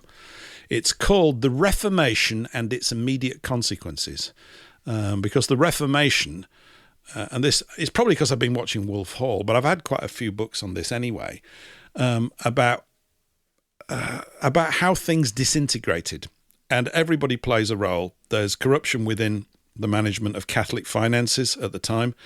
There's the attack from Martin Luther. There's all of these things going on. I think the hands of the black nobility of Venice are very much in all of this stuff. In fact, there's an article in the Jewish Chronicle recently. Somebody put a link into the Telegram group for this show. I haven't actually had a chance to look at it, saying that Jewish advisors helped Henry VIII wriggle out of a lot of things. This would not necessarily surprise me, because there were a lot of Venetians in his court. And for Venetians, read Khazarians, because the black nobility of Venice was Khazarian. And that commercial acquisitiveness that we are enduring today was exactly the same sort of principle, a great motive power in Venice at the same time. Anyway, this is what Belloc wrote. This is just a little bit. He's talking about the sort of downfall of things. He says, in general, there was a spirit of anti-unity abroad, and it was exasperated by the dilatory policy of the authorities in the church. There was a perpetual cry for a reform, for a thorough cleansing of the whole society, for a return to the great virtues which had marked the earlier Middle Ages. But nothing sufficient was done until it was too late. This is right now he's talking about, as far as I'm concerned. He said, it is nearly always so in the great catastrophes of mankind. There is nearly always ample warning. Well, we've got loads of it around us, haven't we? We've got tons of it. There are many and even violent preliminary shocks, like the preliminary shocks of a great earthquake or volcanic eruption. They incommode and even frighten those whose position or privileges are threatened, but they hardly ever sufficiently incommode or frighten them to spur them into necessary action. Hence, also, that religious reign of terror. The growing rebellion was met by lawyers' tricks, by the use of force, by continued and often fearful punishments, but not by that spiritual change, that repentance which the times demanded. And he goes on to talk about one example, which is to do with the payment of mortuaries, which are fees payable upon death, and how they were getting out of hand. And it struck me when I was reading this yesterday, I just made a note of it really for today. No one at the moment, it seems to me, is capable really of doing any financial planning, because certainly not in the UK. I'm just, I've been speaking to my neighbours, as I do. None of them speak like that, of course. I don't know why I even said it that way. But all of them are basically saying that it doesn't matter how much money they bring in. It's as if there is a monitoring system, and there clearly is. There's ensuring that whatever surplus funds you think you may have, the bills are going up in every single area to such a degree that no one is able to actually deal with it. And I thought this sentence here where he says that the people in power hardly ever sufficiently act. And haven't we got that going? In other words, I was thinking, is the political class of today, certainly in the UK and probably in the US, they're so established in their day-to-day living. They're so trained in where the people in power, they are literally incapable of responding to this problem. They can't be the solution because they don't even see themselves as the originators of the problem of it. They haven't actually caused it in their own minds. It's our fault. It's always our fault, you'll notice, throughout history. It's always the peasant that has to pay for the idiot leader's decisions. And I do think we actually are at a crisis of civilization once more. Belloc was talking about it back in the 1400s, in the run-up to the Reformation in 1530 or whenever it was, under Henry, that it was a long time coming, that things were falling apart. And I think, I know we know all this stuff, and I'm kind of going over ground that we've repeated here many times, but something is required. Something is absolutely required that we're not really looking at, because so many good shows out there and posts and everything, and maybe you're like me, you've been looking at these things for years. But I do sense that really what they're doing is just detailing the problem in ever greater detail, and this is not a good use of time. We know there is a problem. What we don't know is exactly the sort of actions that we need to take to restore it. Actually, I think we know that too, but we're just not willing to actually get involved with it. So I'm supposed to ask you something now so you can respond, but I don't know what I'm supposed to ask you. Well, I think we just need to work on ourselves and be moral people, because that's what's lacking, is the morality in our system of government and what we consider our government. It's totally lacking, almost. I mean, here in America, we have a president who is more known for running casinos and hotels than any sort of like public service type thing. Yep. Or banking, or that, that kind of thing. But it's a reflection of a greater societal problem, and I don't know how we get our way. You get out of it. Do we start our own political movement? Do you detach from it? Because that's more like around what I feel like doing. If I may. You may. Well, we have a president that is a businessman, that knows how to make a deal and knows how to make money and is concerned about the bottom line. That is something that it has not been in the executive branch for many, many, many, many, many administrations. He couldn't do any worse. That's all I'm saying. I have no idea about everything. I mean, I'm like Roger. I am not on board with his siding with Zionism and how he seems to be so tightly ingrained in them. But he is doing some things that make sense for the country. So I'm still sitting on the fence, and we'll see how it works out. Cautiously optimistic. That's nice. I wish I was the same. I guess I'm not. Yeah, but you've got Keir Starmer. I mean, you've got nothing to be optimistic about. Yeah, I guess. All But right. I mean, I tend to not look at these people as being of any use at all. Any. they're of no use. I think every moment you spend paying attention to them is a moment wasted. Literally.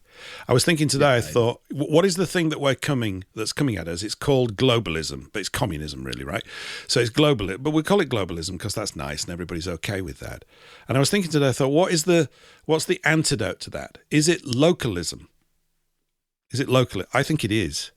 I think it's something about localism, about dealing with people that literally live with you and seeking to reignite a spirit. I know it sounds all cheesy and cliched. I don't know how else to sort of phrase it, but it is about reigniting a spirit of local community strength, and to get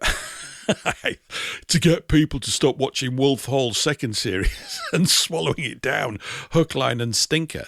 And the only way that they're going to do that is that we have to provide other things. I mean, in part this tiny little show, which I have to do, and which, we feel compelled to do these things. And this is a good sign.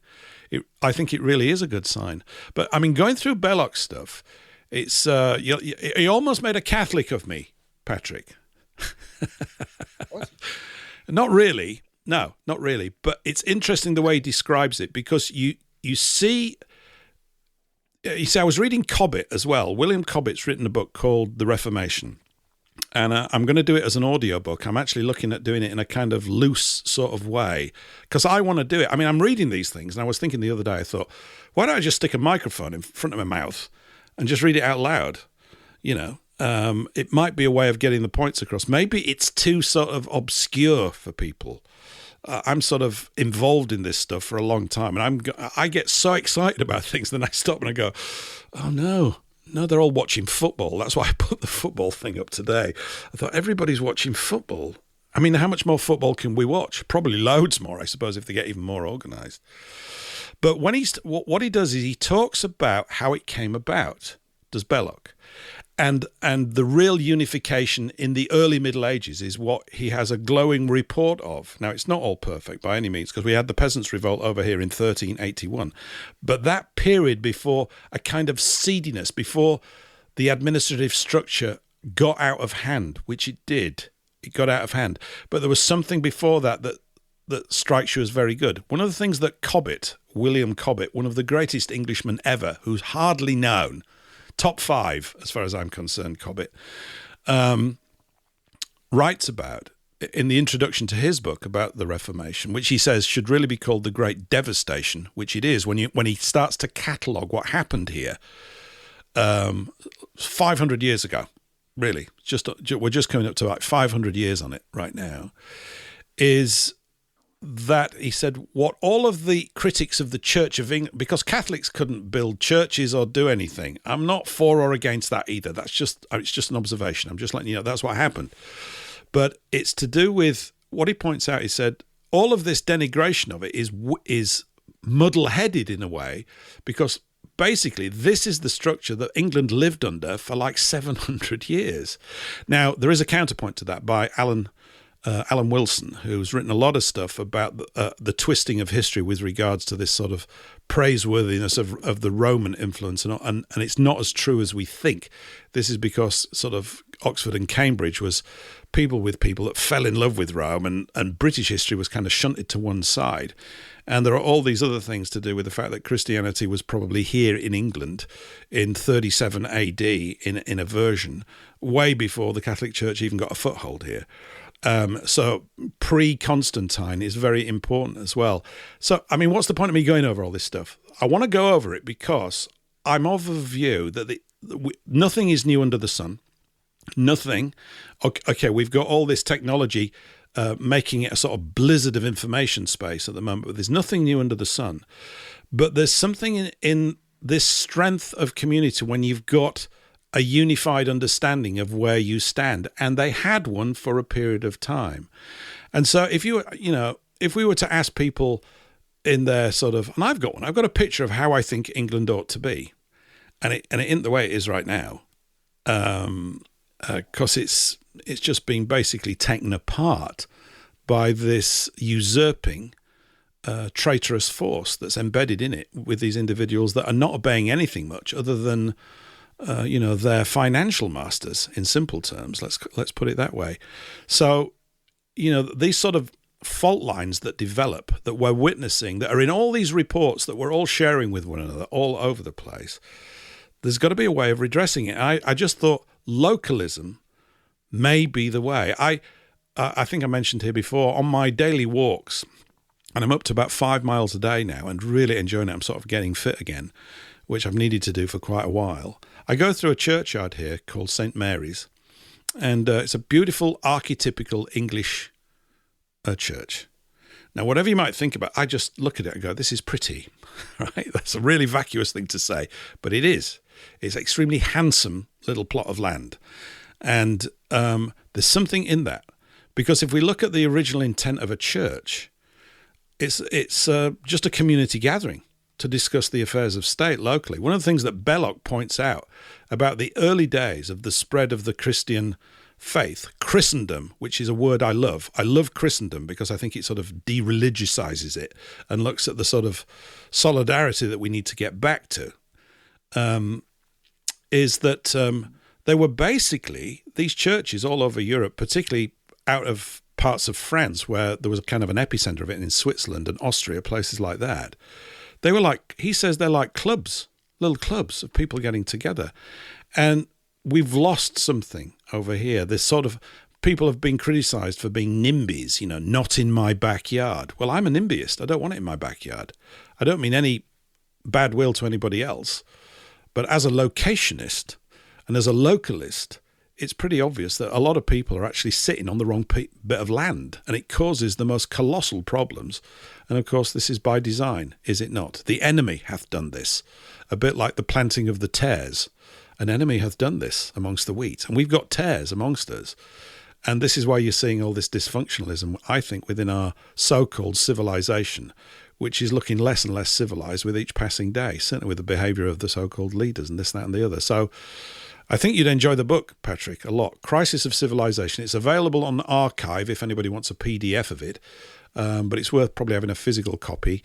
You'll have to get adjusted to his rather ornate and involved writing style, but it's wonderful stuff to read because in his own mind, he's absolutely crystal clear, and this transmits to you as the reader, and it gives you a lot of food for thought. It has done me anyway, so I'm a Bellocian, or a Chester Belloc type person. I'm very passionate about their approach to things, because everything that they talked about.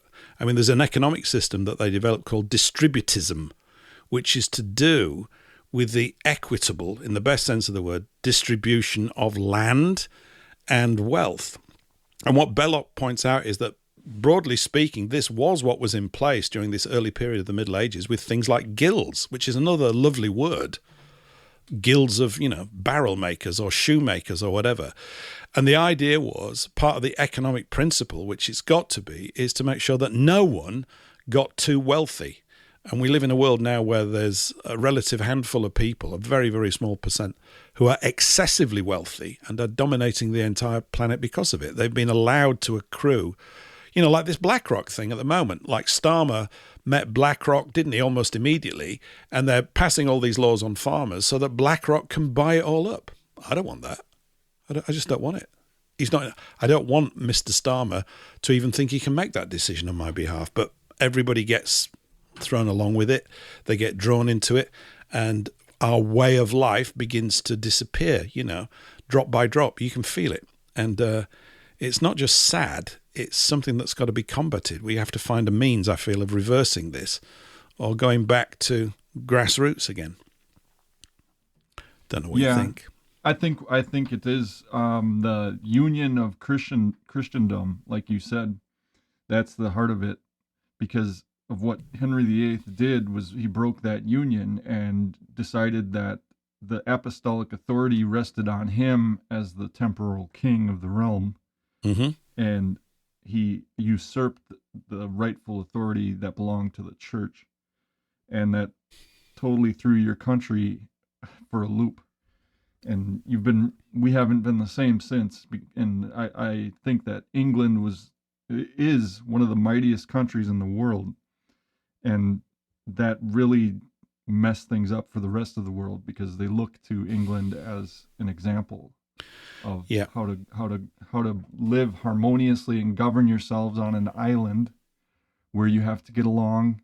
It's not so easy to just move away from people because you're situated in such that you have a body of water around you, and and I would suggest reading about there's a Catholic Encyclopedia article on the union of Christendom, because that's what you're talking about with Christendom. I am.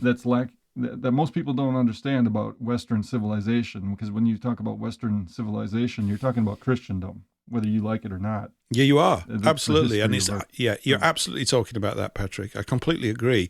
And I'm trying to divulge myself or get rid of certain prejudices that have built up, which were completely valid at the time. But you know what it's like? You go, oh, well, I know this today. A month goes by, you read a couple of articles, you go, oh, I never really thought about it from that angle. And you get into it and you go, yeah. And so Cobbett, by the way, Cobbett was raised in the Church of England, but you wouldn't be able to tell if you read his book on the Reformation, because he's addressing it as the damaging effects on the society as a whole. I mean, one of the things that Belloc's talking about is that Catholicism was disintegrating internally anyway, and Luther and what happened in England kind of took advantage of that.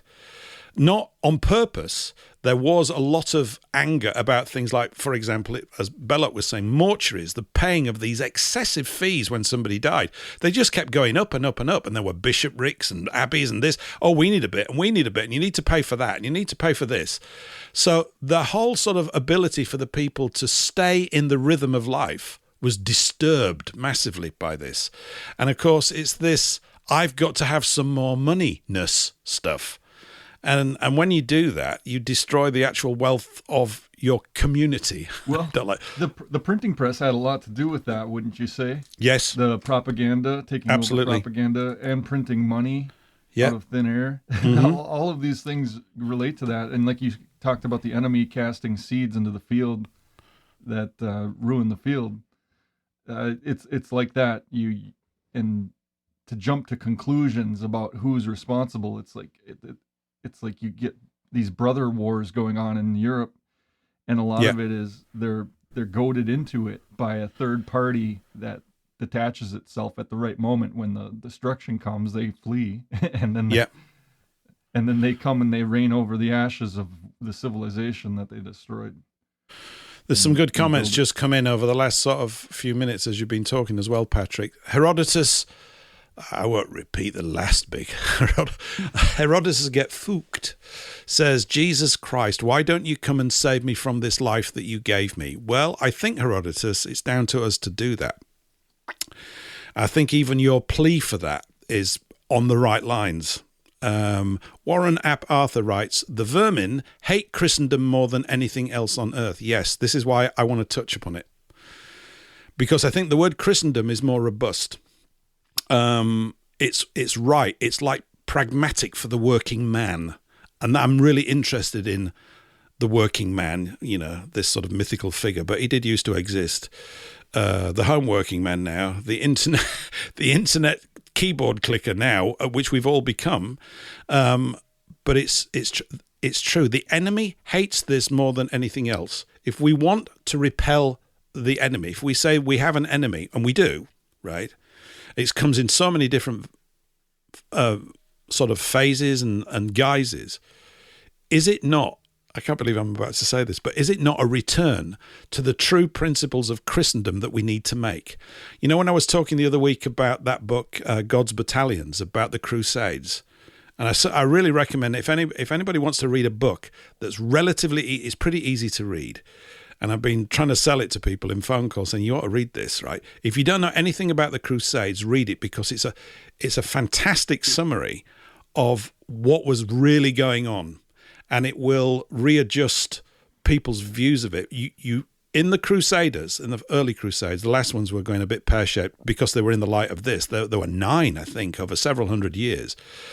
But the commitment of these people to secure their homeland was awesome. It's unbelievable what these men were willing to do, what they were compelled to do, what they volunteered to do. Instead of killing one another as knights across Europe, they said, we have to protect our homeland.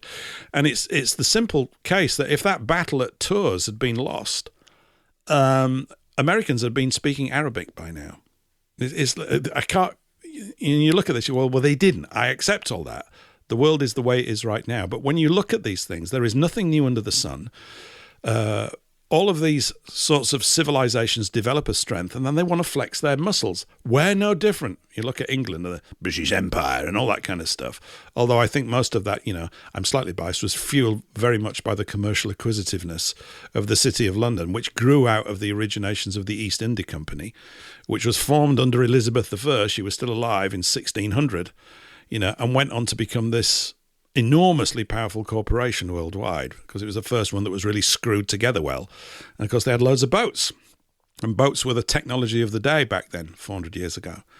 But if it is the case that the enemy, and you said something, Patrick, maybe to me in private or something, the one thing that they would fear more than anything else is the Christian nations of Europe coming back together under Christendom and restoring it, because in it we've got so many answers. Listen, I'm just as jaded and disgusted with organized religious bodies as anybody else, right? They're a joke. The Church of England is a joke. It's a sick, evil joke, and we pay for it. They're laughing at us as they take it apart. I mean, I think they're even saying recently, why don't we just shut down the Church of England? Okay. But why don't the congregation, I've mentioned it here, do a reverse buyout and get all the churches back together? You see, there's something about it. There has to be a component in life that's not just materialistic. And I think part of this, a subtext to all of these conversations is a yearning for something that's above and beyond getting the latest bloody iPhone or listening to these tedious economic reports. It's all going to be good. It's all going to be bad. It's all going to be good and bad because someone's organizing it that way. It's not a reflection of anything real. I mean, don't you feel that the economic sort of situation is just bizarre? There's no shortage of money for anything that they want to do. It's as if the whole sort of old thing of supply and demand is out the window. And if they do manage to get this central bank digital currency stuff in place, we are in the most incredibly difficult spot. I'm not saying we can't get out of it, but it's really not going to help us because they can micromanage your entire life. And they will, won't they? Look at their track record. That's what they're going to do. So, if Klaus Schwab says you're going to own nothing and be happy, localism says we're going to own everything and you're not involved and you'll be unhappy, Klaus. We have to come up with sort of counterpoints to all this kind of stuff to create, I guess, a mental flag that we can bind in with, because it's got to get into our hearts, because they're going to get destroyed otherwise. And there'll be nothing left. I'm in a good mood today, aren't I? But it's sitting on my mind quite heavily, is all this kind of stuff. Anyway, I've talked quite a bit over this last sort of 30 minutes. Maybe someone else would like to say a word or two. Yeah, I really do think that that's the key issue that we're dealing with now, is this unity of we that's what we lack. Most people are in their own little bubble technologically, especially, you sit and doom scroll through every aspect of humanity that you could imagine at the, your fingertips. You see things that people only dreamed of seeing in a lifetime, in a matter of moments, it seems. And it detaches us from other people, and we need that communion with other people that's lacking. And sometimes you have to step away from other people depending on who they are, but you do need that. And I think that's part of the whole idea of the commandments in the Bible, is that you get together, you honor the Sabbath day, you go and you meet with other like-minded people, to be around people who follow a code of morality that's honest and true, and not trying to deceive people, and not sitting there trying to get one up on your neighbor and going and, like, for instance, we're gambling. I've been thinking about this a lot. It's like usury, right? Yep. You're trying to take something that by its nature is infertile and make it fertile. Make it grow when it shouldn't be something that grows. It should be something that represents your labor, and then you trade it for fair value to someone else who needs what you have, and then they can give you something in return, and not this trying to gain everything and be greedy and I don't know, have things. There's nothing wrong with material wealth.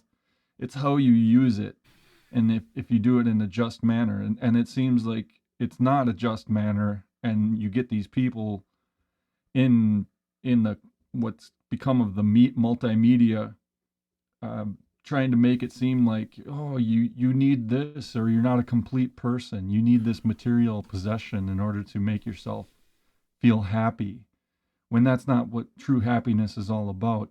Happiness is about having having justice, having a place where you know you're not going to be harmed, where people aren't going to try to rob you. Yep. Where poor people can live in peace and not be molested, or they can feed themselves, have the basic necessities of life, a roof over their head, water, food, some bread. Mm-hmm. It's just simple stuff. It's But the best stuff. The simple stuff is where the great riches in life live. I'm absolutely convinced of it. I can't, I don't know about you, but when I get up in the morning, I'm so excited about that first cup of tea. My day starts off brilliantly. I go, tea, can't wait. I just love it. It doesn't take much. I've been out today walking, as you do, as I do anyway, and I speak to everybody. There's a lot of dog walkers around here. Actually, the other day I sat down on a bench and I was sat in the sun. It's been so beautiful, the weather. It's been beautiful up your neck of the woods, hasn't it, Eric, too? If he's still there. I think it has. On mute. He might be muted. Oh, right, okay. The weather's just been fantastic. Someone was telling me today, they said, hey, we've had the sun, down where I am, they said, we've had the sunniest March for 60 years, and it's felt like it. It's amazing. Today it's even been warm. When the show started, the sun was up. I feel quite a buzz from that. There's a beautiful tree called a magnolia tree. Or is it a shrub? I don't know. It's like a small... And they come into flower at this time of year, same as daffodils, or fladderdils, as we often refer to them. And this tree is stunning. I mean, I'm obviously showing my age. I never paid any attention to trees or flowers when I was in my 30s or 40s, okay? But I'm going around just looking at what's on my doorstep, and there are a lot here because they grow really well in sea air. There's a lot of them. And they only flower for about 4 or 5 weeks. It's a very brief sort of flowering season for them. But they're stunning. And I literally had a moment. There were 2 doves in one today. It sounds like, but there was. This woman came up to me. She was telling me about the sunshine and everything. We just ended up talking about magnolia trees. It was a wonder. And I mentioned that as this community connection stuff.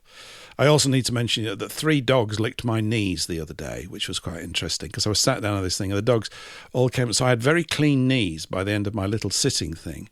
Bumped to another guy who had a brand new Rottweiler, which was very nice Rottweiler. Not that I know too much about dogs, but he'd given it a great name. He called it Zeus. I said, I'm okay with your dog. Zeus, that was pretty good.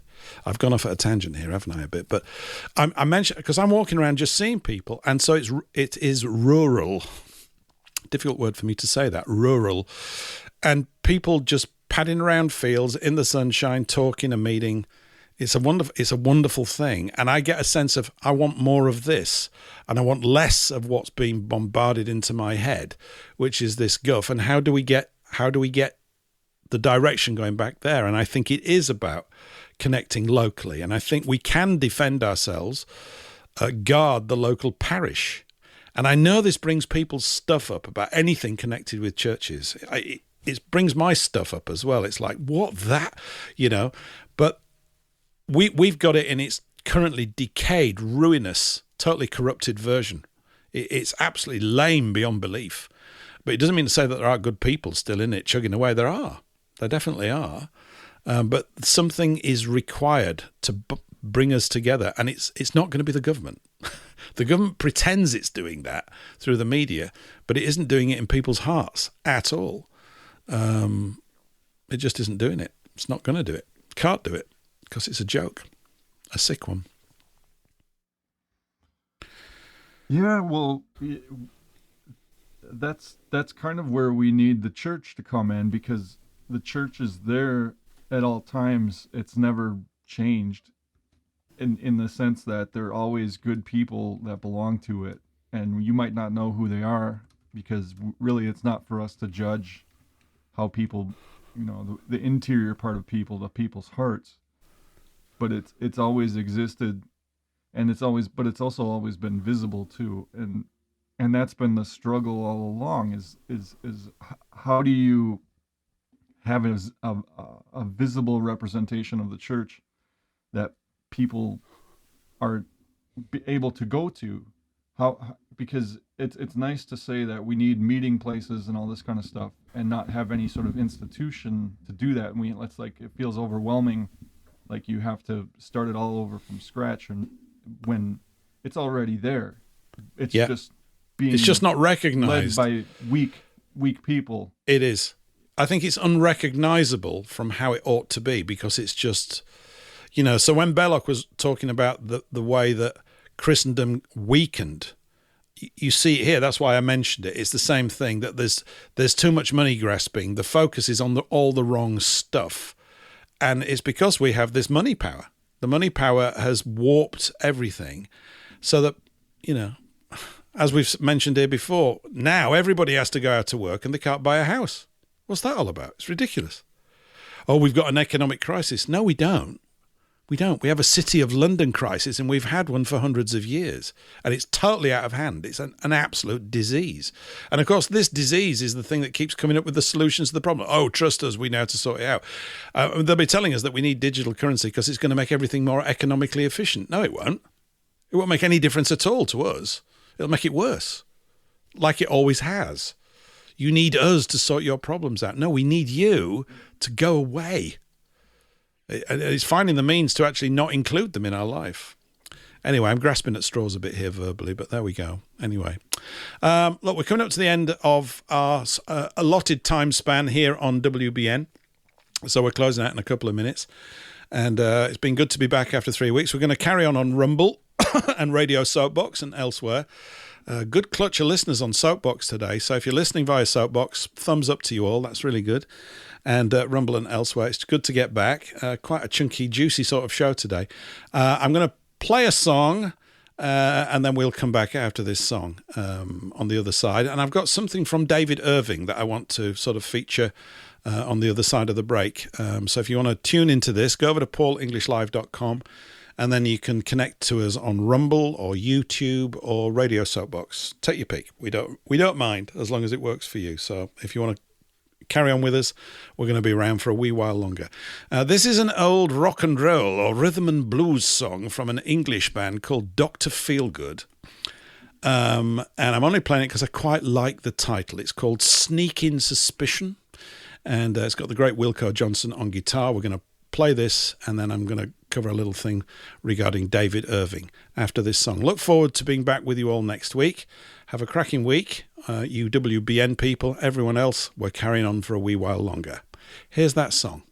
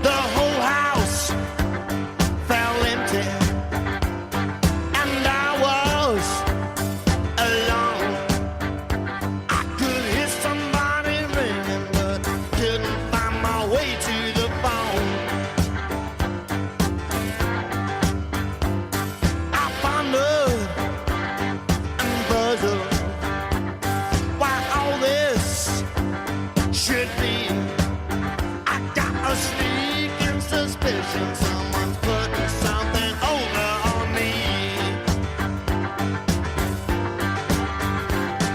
Sneaking suspicion creeping up inside of me. Sneaking suspicion just won't let me be.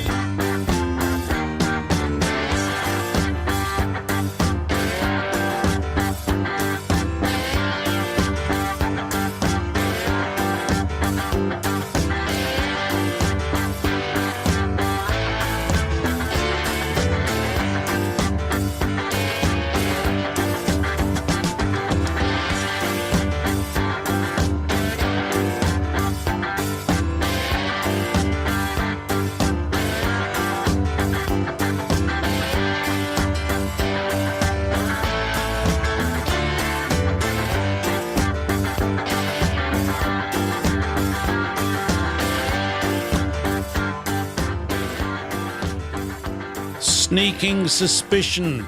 Sneaking Suspicion, Dr. Feelgood from 1970 something or other. Anyway, with Lee Brillo on vocals, who shuffled off this model coil not long after that. And the great Wilco Johnson on guitar. Well, I think he's great. Anyway, one of the few people I know who got pancreatic cancer and beat it.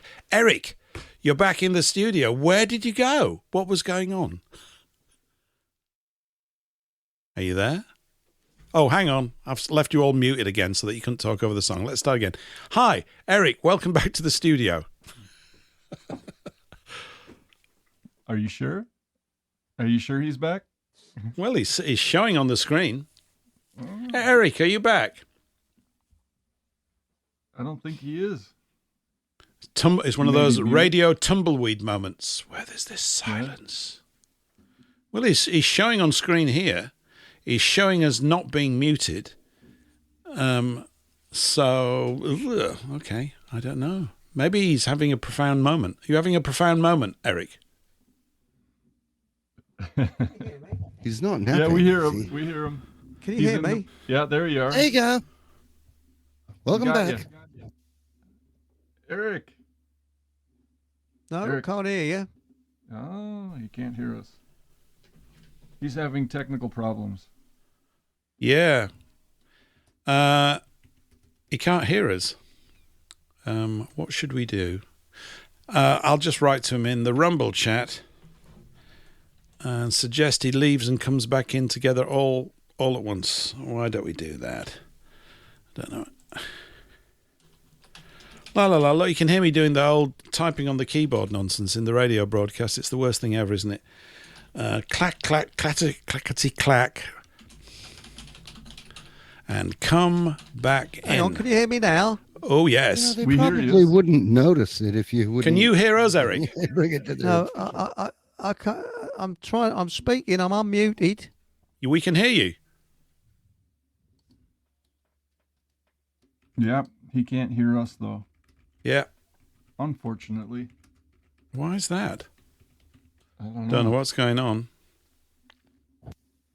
He has these problems sometimes on Rumble where he'll disappear, but I don't think that has anything to do with what we're using. Please leave the studio. Get out of it now, Eric. And come back in again. I'm typing this on the private chat now. So hopefully they'll see that. In fact, I could kick him out. Shall I remove him? I'm going to kick him out of the pub. Yeah, I've removed him. Okay. Now, what if I add him to the stage again? No, there's something going on. We're having an Eric moment. Eric, what's going on? Yeah, it's very odd. Well, I've kicked him from the studio. I'm going to kick him out completely. Right. So, Eric, if you can hear us on Rumble, which you say you can, no, we could hear you fine, Eric. We're just letting you know. I love technical things. Isn't it fun? Isn't it great? We could hear you fine, but you apparently couldn't hear us. But we can all hear one another. Nothing has really changed here at this end. Well, apart from the sun spinning round and the universe moving a bit, but nothing to really affect that. Anyway, while Eric is hopefully getting his technical trousers on the right way round, I'm going to blame Eric for this because that's what you do when you're the host. Yeah. Of course. It's all his fault. It's not mine. It's nothing. There's nothing to do with me. I didn't do it, you know. Burra24 writes, religion is the problem, not the solution. I know where you're coming from. The original form of government control, in my opinion. Okay. So it's a good question, really, or it's a good observation. I guess it depends what we mean by the word religion, doesn't it? Yeah. I think it really does. What I think of religion is like the root of the word. It means to bind together, and to bind together. So it's any group of people, really. You could say that are bound together by something greater than just one individual. Would be, in a way, a religion. Well, if it's not going to hyphen. Eric, can you hear us now? You're back in. Eric, can you hear us? Legion. I can hear you now. Can you hear me? There you go. Yeah, it's lovely to have you back. You just sloped off down to the pub for a quick snifter, didn't you? And you just make it. It's just complete nonsense, this. Yeah. Well, no, actually, I went for a wee, but no, actually, what I was going to say is, no, what I did, I just shut off Rumble and also StreamYard, and then came back into it again, and it's working now. I think it just had a sort of I don't know, it had a bit of a funny turn. It's strange. Perhaps I mentioned a naughty word that it didn't like. You know, well, we couldn't hear anything that you were saying, really. I just looked, and you'd all gone very, very quiet and contemplative and thoughtful at the back of the class. And it was all a bit strange, really. But anyway, it's good to have you back. Welcome back to the show, Eric. It's good to come back. Thank you very lovely. much. Thanks, you know. But and good thing is you didn't hear me accidentally do a doily cart. So there we go. So that everything's good now. Yeah. That's good. Well, you can go crazy now. We're not on the problem. Say rude things. You can get yes, if you want to. And a constipated vicar gag. No, I better not chance that one. It is a family show. Eric, question for you. Do you think religion is the problem? Do you think religion is the problem? So really good, because most of my life I've thought is. Okay, so when we use the word religion, what do you think religion is? What's your definition of religion? Religion, in my view, and I don't wish to insult or upset anybody. Oh, go on. Yeah, I don't think we're insultable, to be quite honest. And the way I look on it, I tell people, and again, it's for other people to judge, that I'm not religious, but I'm spiritual. Very highly spiritual. Okay. I think you are, Paul. Well, I think that from an outside, I would guess that you are very spiritual, but not religious. Well, spiritual's an interesting word as well, isn't it? I think it all comes down to definitions of words. I hate to be sort of pedantic about it, but I don't see any other sort of route through with it. So when people use the word spiritual, and they say, I'm very spiritual, I say everybody is. They go, no, they're not. I go, they are, because the minute their spirit's not present, they're dead. Anybody that's moving around, everybody that's moving around has got spirit in them. Right? Because but I'm not an atheist. I used to be, but you see, I believe there's an energy But what that energy is, I don't know. And I don't think someone with a black frock with his white collar back to front knows. But I do believe that this energy, you treat it with respect in much the same way as you treat electricity with respect. You wouldn't stick your wet finger in the socket. So the thing is, there is definitely an energy, and there is definitely a kind of, with nature. Nature likes to be in a kind of order, a sense of things, and it always puts things right. So I think we must respect all that, if you want to call it God, fine. And I said earlier, this is why I'm against capital punishment. Nobody has the right to be God. And when I say by God, I mean this energy, whatever it is. And I don't know what it is. And I think our brains have been switched off not to know what it is. We can guess what it is, but we don't know what it is. And that's the thing. I know, but I'm not telling you. Don't tell me. A bloke at the pub told you. I'm not telling. The fella no, it's mine. It's Secret. the same bloke that told you has told me as well. Yeah, him. Yeah, that bloke. Yeah. But you see, I think I'm just doing this on myself, right? This thing that religion is the problem and not the solution. I think in its current manifestation, absolutely. But what is it? How did it and why does it come about? In human affairs, right? I mean, we've got a kind of religion taking place here, right? We're behaving well, reasonably well, apart from when you go to the pub, but we're behaving well with one another, right? We have cultural standards and values that enable us to communicate more effectively than if we were just all stood round in a circle with a lump of wood knocking 10 bells out of one another, which is how it used to be a few thousand years ago, I guess. Hey, stop looking at my wife and all that kind of stuff. So you kind of evolve in all that way. So it seems to me that not just our culture, but any culture tends to create religious orders. It tends to create people who feel that they are more informed about a thing than other people. A bit like a blacksmith is really good at bending a bit of metal into a horseshoe, and I'm not so good at that. So, I don't get... It's because it's this topic, this sort of area of the unknown, that it opens itself up to all these sorts of problems. But we have to... I think we seek to have law in our life. I know there's a lot of talk about freedom. I think freedom comes from the presence of justice, but then we even need to examine what we mean by that, particularly if it's capital punishment and all that kind of stuff. But we also set our societies up with constraints, rightfully so. Like one of the constraints is don't kill people. But I'm free to do anything I like. Well, you can go and kill them, but we don't want you to do that. Well, I've done it. Yeah, but the problem comes from my religion is better than your religion. And that is where the problem comes, because I respect people's faith. That's why I said I don't wish to insult anybody, because I could be 100% wrong. And I've been 100% wrong with lots of things, because I don't think anybody truly knows. But I do respect other faiths and other beliefs, providing they're very peaceful and don't harm anybody. That's as far as I'm concerned. But when you look at the truth movement, for example, that is a religious faith which is mutating in some groups into a cult.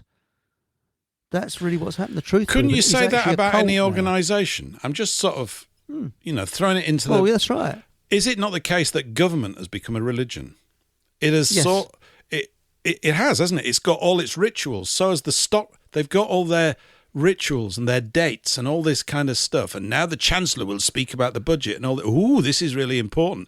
It's not, is it? I don't think it is important unless you're going to keep on consuming this economic piffle that masquerades as news. Because none of them, in my humble opinion, sometimes I'm not so humble, but I need to be, but they're not addressing the root cause. You're dealing with a lot of amateurs mucking about with things. I mean, there are people that really know this stuff, but it's always to create a solution so that the powerful are not upset. We don't want to upset the powerful because they can lock you up. They can. There are people on this planet that have got more power than you and I in terms of affecting the behavior of other people. Okay, it's always been like that. But if we're under some kind of law, why is it that we have always created law? Why is it that we want to do that? Why is it that we've evolved it, that we think we've possibly improved it? There is a yearning for order and for these other things. And so I think religion no matter what you think about it, is unavoidable. I don't know how you could operate without it occurring in a group. That's right. But even primitive, relatively what we would describe as primitive tribes, they all have some form of spiritual belief. They believe in spirits. And you go to places like Papua New Guinea, where the tribes there are terrified of certain spirits. And I'm not talking about the drinking type spirits. I'm talking about, spirits you can't see. Go to the Amazon tribe. Amazon tribes there are very concerned about their spirits. And and they all have a sort of kind of code of life. So how that's programmed into us, I don't know. But the big problem is that you're quite right. Government is looked on as a kind of cult, and I think the real biggest problem is in school we're conditioned to look for a leader instead of looking in the mirror and saying that's the leader, it's yourself. And a perfect example is today I spoke to my neighbour. My neighbour said, you better nip down to the local doctors. They're doing the COVID jabs. I'll grab mine. You've been down. We better get down there quick. I said, what? Mm-hmm. I said the last time someone squirted a load of toxic muck in my arm was when I was 11. What? Oh, and then from then on, he just didn't hear what I said. He just switched off because he is so conditioned that he believes that providing he has this toxic muck squirted in his arm, he's going to be all right. And he doesn't want to hear anything. It's cognitive dissonance. And I think we all suffer from that for a greater or lesser degree. And that's a big problem. We can't help to look at these arseholes in government, which I call mafia government, and just think, well, what the hell are they going to do next? Yeah. But the thing is, what would happen if we got rid of them? There would be a vacuum and you get more arseholes taken over. What we need is something like the Yellow Vest that didn't have a leader at all. It's leaderless. And it just, folks work things out on their own. Well, I want to say something about what I think about religion is it's based on a creed. And it's very important what your creed is because that guides you. And I would say in the Christian faith, it would be the apostolic creed is the basis for the belief. Like, I believe in one God is the beginning of that.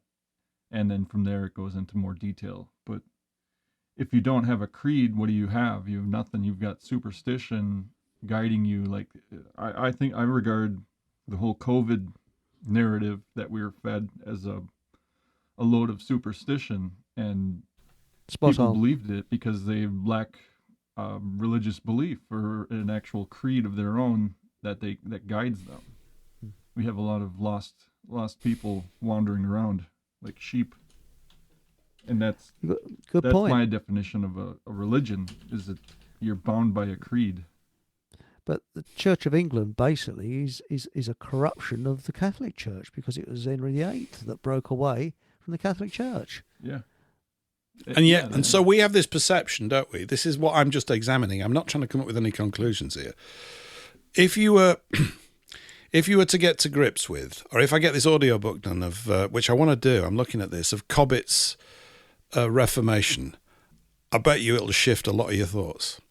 Because Cobbett's just an amazing guy. Absolutely amazing. He went to prison for opposing the Bank of England.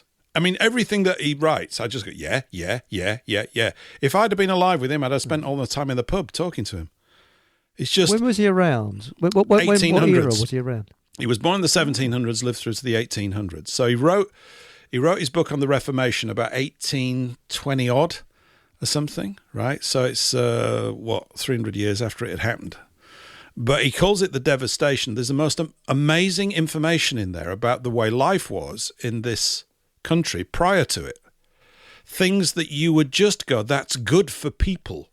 So if the purpose of religion is to make life good for people, to put them in a state of being ever improving their moral and ethical behavior, to be honorable and chivalrous to one another, I'm for it, because there's an absence of that. But we know that every single religion gets a period of decay. It goes, because, I mean, it's the same like with the Prime Minister, not the current one, I'm just throwing out, I felt a bit ill when I said that.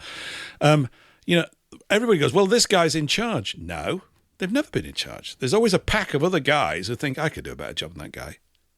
Because we're humans. And many of them could. Many of them could do a better job. When you say the bank, the Prime Minister, are you talking about the Governor of the Bank of England? Because really, he is the Prime Minister. Well, I am. I'm talking about Mark Carnage now in Canada and all these other oafs. Yeah, of course they King are. of Canada. Yeah, the King of Canada, that complete globalist, numpty. But they're in a position about, I mean, we can analyse that forever. The only purpose in analysing it is now to stop it. It's not to just know this stuff. But there's a bit where Cobbett's talking about you see, we can't think about it like this because as soon as the Reformation took place, the English were just bombarded. We were mind controlled into repel Catholicism. Now, it may have been in many parts for good reason. There was a lot of parts of it that had gone wrong, right, that weren't satisfying things. But somebody manipulated that situation in England. I'm going to say Venetians. I'm wrong on that, but that's what I'm just saying now. We'll upgrade that as I get to find out more stuff. But there's something really weird about that period, about what Henry did, about how it went so wrong, about the sheer level of drama and bloodletting. And it's terrible. I mean, I can't remember. There's a figure like he killed 50,000 other people with orders and all this kind of other stuff. And so what Cobbett says, he said, look, you have this situation where there's literally rivers of blood spilt, English and Irish blood, lots of it, right, amongst people who previously were friends in the same village. That's horrific when you think about it. Although maybe we're facing the same thing now here over the jab. You know what I mean? Because it creates this whoosh, this great split, which is damaging, although it was coming, like I was reading out from that bit. Belloc's talking about the fact that there were rumblings that were coming for 150 years. But everybody goes, oh, it's all right. And things chug along okay. And we're kind of in that state now. I think, it's got worse. I've been aware of this for a long time. You go, hey, the underlying principle by which our nation's managed, i.e. this money stuff, this is warped to buggery. This is going to ruin everything because it always has, and it will again. I think they're close to revolution, though. I really do. I think it has to be a spiritual one. You see, this is what I'm saying. It's taking that spiritual concern and having to find a way to apply it pragmatically as you live as a flesh and blood human being with others who have to go to the toilet and shop and buy food and light fires and pay bills and all this other stuff. It's important stuff because when it goes wrong, it wrecks everybody's lives. It causes them to be distressed. And we're living with a lot of people who are distressed, under a lot of pressure, and are demoralized. There's no vision, no positive vision of life. It's a nonsense. I mean, it's just complete distracted on, oh, Donald Trump's going to do this, so what? I mean, when it actually happened, I remember talking to people about 3 months ago when he got elected, and I went, didn't we have a show about this? I said, I'll just pretend to be optimistic. Let's say it's all going to turn out well. Is it turning out well? No. Has he done it? Has he drained the swamp? No. Paul, will he? No. He won't do anything. You and I, that's right. But Paul, you and I are a similar age, and we remember the 60s. That was one of the most optimistic times ever. Everything was optimism. Television, oh, it's fantastic. Went from black and white to colour. Wow. Music, fashions, the whole lot was optimistic. Then all of a sudden, somewhere in the 70s, it all became pessimistic. What happened? Just what happened? It's by weird. I think we have to say it's by design. I'm going to go along that as a theory now to try and... I think it's by design. This cultural Marxist thing to subvert, what is it that they're seeking to subvert? What is the one thing that they want to get rid of? I accept that religion is an issue. It's a big question. It needs a lot of discussion around it. But it was to overthrow Christianity and to get it out of the world. Why? Why that one? Why us? Because under it, we are formidable and can defend ourselves. No matter, I'm not saying it's great all the way through. That's not what I'm saying. But I would rather take something that at least provides a defense to us and gives us time to actually reconsider. At the moment, because no one has a focal point for how to restore the health of the nation, we have to look at the past, because the people of the past were not stupid, because they fell under the same sort of willful idiocy that we are falling under right now. It's all the technological advancements don't mean anything, do they? They go, well, you got phones, you can do all this. They're using that technology to basically restrict our quality of life even more. it's mad because there's a bias in their behavior at the top that they must be in control. And I'm going to suggest it's because they will not obey the will of God. They don't want to, because they've got a lot of evidence to suggest back to themselves that they are gods. They actually talk about it, don't they? I mean, it's pathetic from a certain point of view, but you can't get through to them. We can't. Yeah, but it's like saying that the creed is bad, and that's why you're abandoning the creed. But really, the creed is not the issue. It's the abandonment of that creed that leads to the decay. And the times of turmoil are when people gave up on it and said, well, I just want to do what I want to do and be sexually liberated and all of these things, make lots of money. Mm-hmm. And that became the driving force for people, and they had to turn a blind eye to the faith, the understanding that came before them, that their ancestors knew, but they'd throughout time forgotten. And it's not always the fault of the new generation that all of this has come to pass either. That's part of the thing, because you can't just completely blame everybody that went along, say, for instance, with COVID, and say they're all, shite and we can do without them anyway. Well, we don't want to abandon them. We want them to understand the truth. It'd be a much better place if they did. Like your neighbor, Eric, that you were talking about, wouldn't it be much better if he had an understanding that you did, that, hey, this could be potentially dangerous and end my life shorter than I would like it to? It would be much better. He worships the pharmaceutical industry, or shall we say the doctors, as if they're little gods. Everything the doctor says is correct. But superstition. The strange thing is that when you look at, a perfect example is Northern Ireland. Now, it was Protestants against Catholics there. Now they've had mass immigration there. Both the Protestants and the Catholics have got together and they're fighting because they've got one common enemy. And there's no troubles now. Yeah, well, and kind of the problem that led to that was the whole Irish Tiger, the usury system that they got under. Yeah. Because they had good times. It led to the downfall of what they have now, because the bills are due. And it's usurious, meaning that they don't deserve it, what they're having to pay. That's the problem. And they're justified in saying, wait a second, we don't deserve this. We don't deserve all of this immigration that's taking away from our wages and ruining our quality of life and the culture.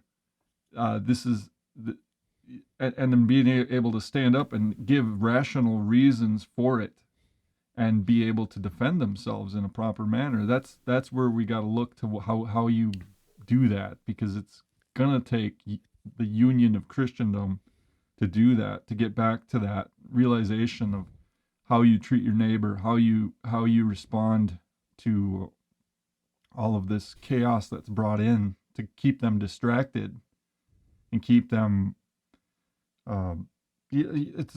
keep them unwilling to do anything about it, because the debauchery and all that sort of stuff just leads to this inaction in people that will eventually create more and more of that migration coming in, because nobody will want to maintain the civilization eventually, because it becomes so bad. Well, they don't want to maintain it now, Patrick, do they, really? Yeah, we've got no self-respect. Because they don't know what they're maintaining, because they look around and go, what's this? Because they've abandoned it. Yeah. Those principles. That's right. And the thing is, no you're right about leaders. either. I mean, you're right about leaders, Eric, but they keep cropping up. It seems to me it's almost unavoidable. That's right. That's why, in military orders, you have leaders. If you don't, you're dead. Now, we're hardwired with that. You go, look, this guy's lieutenant and this guy's a corporal. Yeah, but who gets to the leadership? It's the psychopath, because very few not at always. the top are not psychopaths. Always. Yeah, well, maybe. Most of the time. But I mean, in the old days, they would have probably called them determined warriors with vast amounts of courage. It all depends how you want to describe. I'm not saying psychopaths don't exist, and you're right in a way. I understand that. I'm just looking at it pragmatic, how it actually happens as opposed to how I would like it to happen in my head. How it actually happens is that in any gathering or meeting, when you've got people talking or doing anything, it may well be that you find out someone is has much more expertise in dealing with the problem that you know is about to arrive tomorrow morning at 9:30. And you go, well, Eric, looks like you're in charge.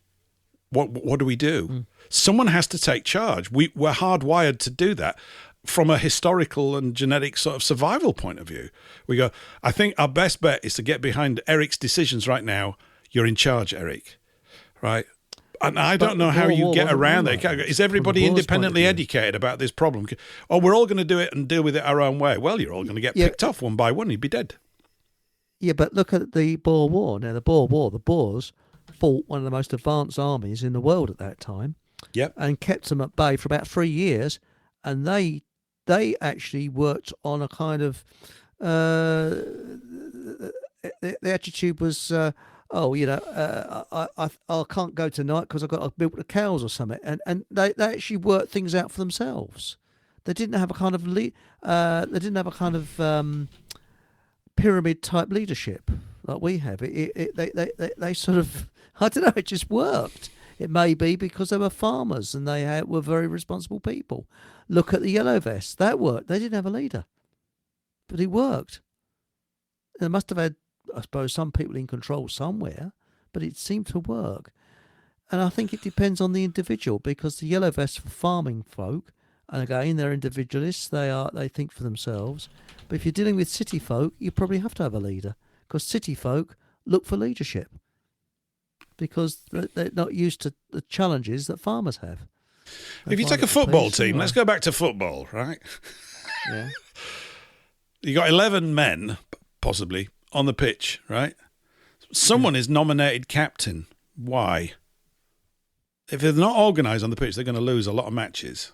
Someone has certain qualities of skills, courage, physical aptitude, the ability to command respect amongst the other players to such a degree that he's the best choice for the job. That's why you do it. Otherwise, you're just going to do what you like. You get beat all the time. It's an inevitable consequence of wanting to get organised in teams. And you think of your village as a team, and you think of your town as a team, and then your city, and so on and so forth. But that sort of, it's not natural anymore. It's so huge is the scale of it that we're now facing all these sort of fantastic technological control methods that they've developed, so that apparently some clutch of sort of inbreds can run the world. Well, that's why family is important, and race and family are synonymous as far as I'm concerned. The entire government it runs like a family. If you look at the structure of it, because you have the father, the head. Mm-hmm. He's the one with wisdom. He's seen things before the children were even conceived, and knows things that they don't know. But he still has his sons, and their servants to him, and that's the same way in a government. You have a head at the government at the highest level, and same with the team. Like you say, you have a chief, someone who has that wisdom that the others lack. And it's not that they're better, it's not, sometimes it's just the circumstances that God's provided that person. It's not because you're less of a worthy individual if you're just a servant to that chief. Mm-hmm. You still have to respect what they do and know your place. And most people are proud and they don't want to follow orders because they've seen too many negative things happen. It's just like we'll go back to COVID. You see so many order followers. They're just willing to ready and obedient to roll up their sleeve and get a jab and not even think about it twice because it's just ingrained in them. Don't question things. Well, if you look at Christianity, that's all Jesus did was question people. Like that's all he did is posit questions, and then he would give a parable, and you would find a deeper meaning to what he was trying to convey to them. Yes, and that's how a chief works. Is they have to be able to instruct people under them in a way that they can then make them actors that are effective and make a government work or a church work for that matter. And we do need people who to recognize that there are people that are greater than ourselves and have gifts that are God-given that we weren't given, and not be envious, and humbled. And I think that's the main thing. If you can be humble, you can learn, and you have to be humble to learn. And pride really gets in the way of that. And we look at the degeneracy that we see today. They usurp that and they say, we're proud of what we do, because that's the only thing they can do is that virtue signaling. It's like the masking. You had to have a virtue signal. Oh, I'm doing this for your protection. Look at me, I'm great. I wear a mask. And and then they're little tyrants to everybody else around them that weren't that way. Yeah. But there's no moral behind it. It's just these invisible enemies that you're constantly battling. And the same with a game.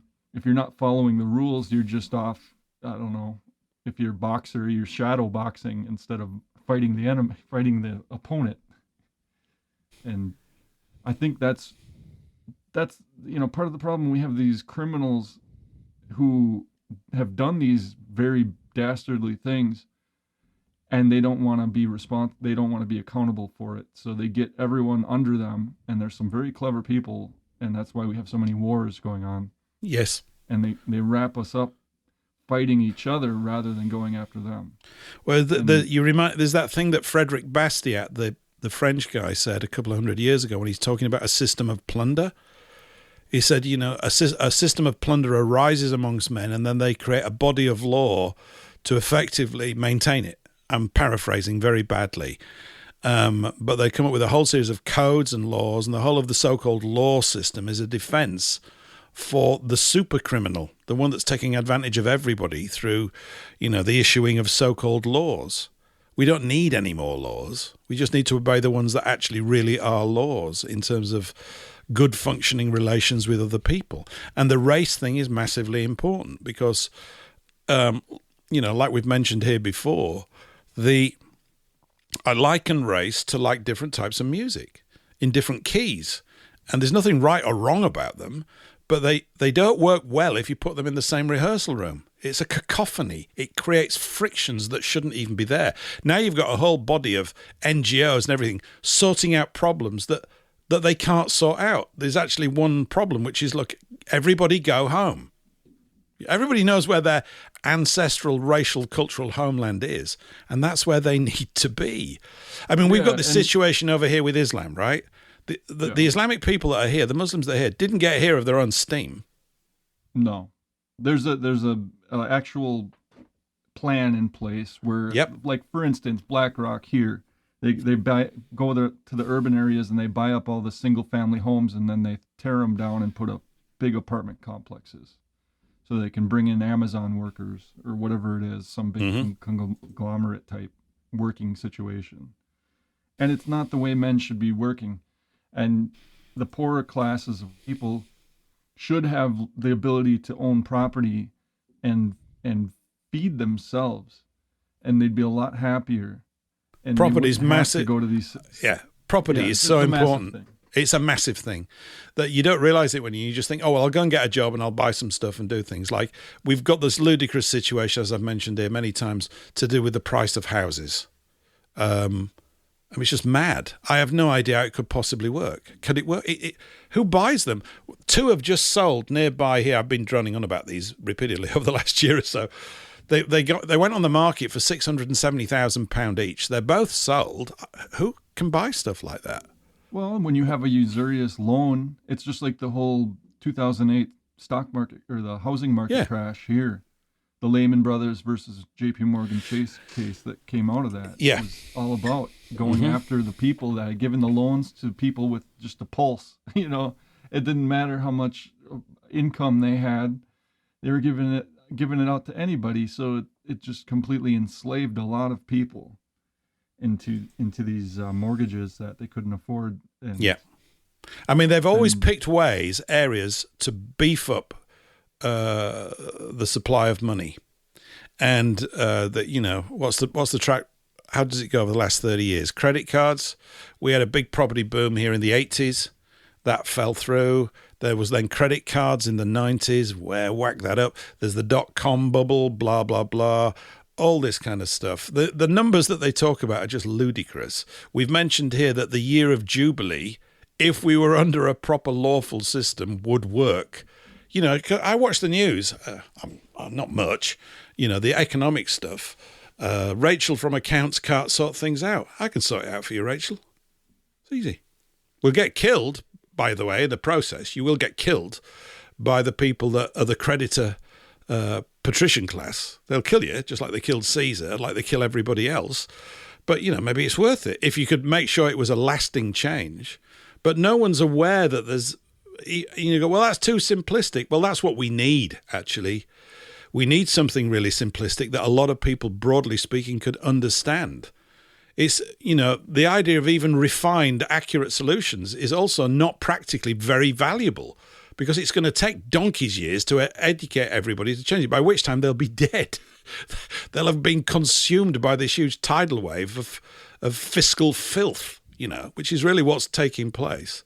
So it's not as if even us here around the microphones and the people listening don't know about these things. We do. It's finding some methodology to have them become enacted to build up strength in local communities. I mean, were we free to do so, i.e. were we not going to be penalised for doing it, which we'll be, we could create local county currencies and just have them all relate to one another. It'd be easy if we weren't attacked. But you're going to be attacked by all these people who say, no, I'm owed millions and I need it. No, you don't. You don't need it. You don't. Don't you want everybody else to be happy? No, I don't. I want me to have all the stuff. And I think peasants like us is where all the fun is.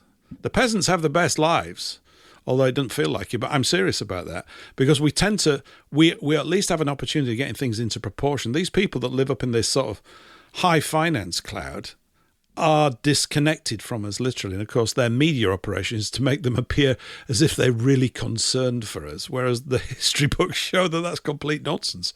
And they can't help themselves either. But we've still got the practical problem of getting them away from the controls of power.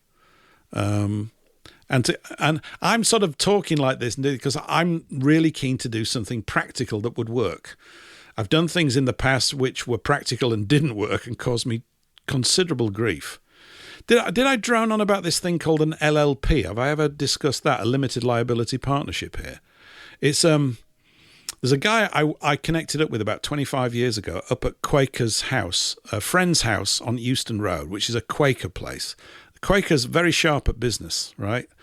For all sorts of reasons. This is when they discovered that you shall not swear oaths. And William Penn was a Quaker. He got locked up here. He then came to America, and of course, he's the root of the state of Pennsylvania. It's named after him. Penn's worth looking at as well. But limited liability partnerships can be used to assist people to get a property without getting a mortgage. They're also massively effective at equity release, much more effective than the current financial system if they're structured right. And I won't go into all the details because we'll get bogged down in it, but maybe I can cover it next week or something. But it's got a great strength to it. It allows a flexible level of rental and ownership, which may sound confusing here, and I am going to have to go into details, but you don't need to get a mortgage. And you could build those up locally. And when Belloc and Chesterton talk about guilds and distributism, they're talking about what I would consider are much more honourable economic structures that breed a moral and ethical people. And you can't do that if they haven't got property, because you're out on a limb. You're out on a limb. They can control you. And of course, they brought this about intentionally. So none of these things, whatever people might want to say about the negative aspects of religions and belief systems, and I completely understand all of that. I've been there, and I'm probably going to be there again at some point in my thinking. I'm just playing around with the idea that something practical has to be done. We have to find practical things to do. I mean, I'm just exhausted with the alternative news cycle. I don't need to read it at all. Do you really need to read it? Does it make any difference? It doesn't. I think it's nearly all a waste of time. I actually much prefer going walking and making people's dogs and looking at their trees and thinking, how could I make this local community really hum? And of course I can't. No one can really, because the central government steps in and kicks 10 bells out of whatever you're going to do. So, sorry, I'm just stating the bleeding obvious here. Anyway, we've got 15 minutes to go. We're gonna end in 15 minutes. I mentioned David Irving just before the break, and as some of you know, I did an audiobook for David Irving, or Irving Publishing, a few months ago, and I was fortunate enough to go up to London and meet him. I know he's never going to do any more books. They've announced that. That was pretty obvious to me when I met him, but it was great just to meet him and thank him face to face. Wonderful guy, even though he's suffering with Alzheimer's, stroke, dementia, and he's had a stroke and all that kind of stuff. But recently, I don't know if you've seen it, the people at Irving Publishing told me they were looking into this. Hitler's War, which is Irving's magnum opus, or it's the book he's most noted for. It's the one that's, and I've got a hard copy, but I've not got around to reading it because I spent the early part of the winter reading the Goebbels book, which was amazing.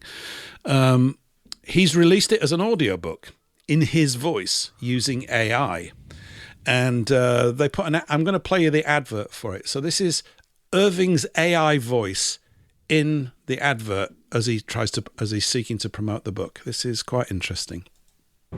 Real history, now in my voice. When I first published Hitler's War in 1977, it challenged conventional narratives, bringing readers face to face with the strategies, decisions, and inner workings of Adolf Hitler's Third Reich. Told through his eyes, this book offered an unprecedented perspective. Now, nearly 50 years later, I am bringing this controversial classic into a new era, so you can hear my words in my voice, just as I documented them. For the first time, Hitler's War is available as an audiobook. Using cutting-edge AI technology, my voice has been authentically reconstructed, preserving the depth of my research and the nuances of my storytelling. With access to previously unseen documents, private diaries, Gestapo interrogations, and intercepted signals, I uncovered an unfiltered view of history. My rigorous research and dedication to accuracy have earned Hitler's War a place in university libraries and military academies such as West Point and Sandhurst. This audiobook is more than a history lesson. It's a journey into the pivotal moments and personal dynamics that shaped a war in the world. From the first seeds of conflict to its catastrophic conclusion, I guide you closer to the truth than ever before. Hitler's War is not just a history book, it's real history. Now, for the first time, you can hear it as I intended it to be told. Pre-order now and experience history like never before. Hitler's War. Hear history unfold. Is that impressive or what? That's cool. Wow. I'm serious. That is amazing, isn't it? Isn't that amazing? What's happened with this stuff? How did you do the talk, and then it was AI turned it into So what they did was his voice? I mean, it's funny, I'm laughing as well. I've just got into doing audiobooks when I've just been made instantaneously redundant. It's so funny. Yeah. Shit, I was going, right, there's another duff decision right down the line. But no, what they've done is, there are obviously there are a lot of recordings of Mr. Irving, David Irving, talking at all these speeches, many, of course, in America, which he did in the late 80s and 90s. You can find many of them on YouTube. And they've taken all that audio and they've put it into a profile builder, an AI profile builder. So the more you give it, the more of a nuanced, complete, comprehensive voice profile you get. So if you've heard them about 2 years ago, they were still a bit wonky. That is absolutely amazing.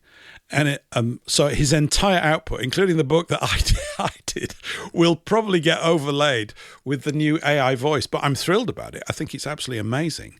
So if you want a copy and see what they're doing, you go to irvingbooks.com. I'm giving them a big sort of plus because I think that's absolutely stunning. And it opens up so many possibilities to get information across to people who possibly don't sit down and read a lot. I mean, I do read a lot, but I accept that many people might not be able to find the time. So, but that's amazing. So now they've got basically David's voice in a can, and they can apply it to any text, and it'll read it as if he was just sat down and reading it. And you can get these things done quite quickly. Although I did see on their Twitter feed, someone had written in, because it's $60 for the book, but I can't remember how long it is. It's 36 hours or something. It's huge, right? If you've seen the book, it's a monster book.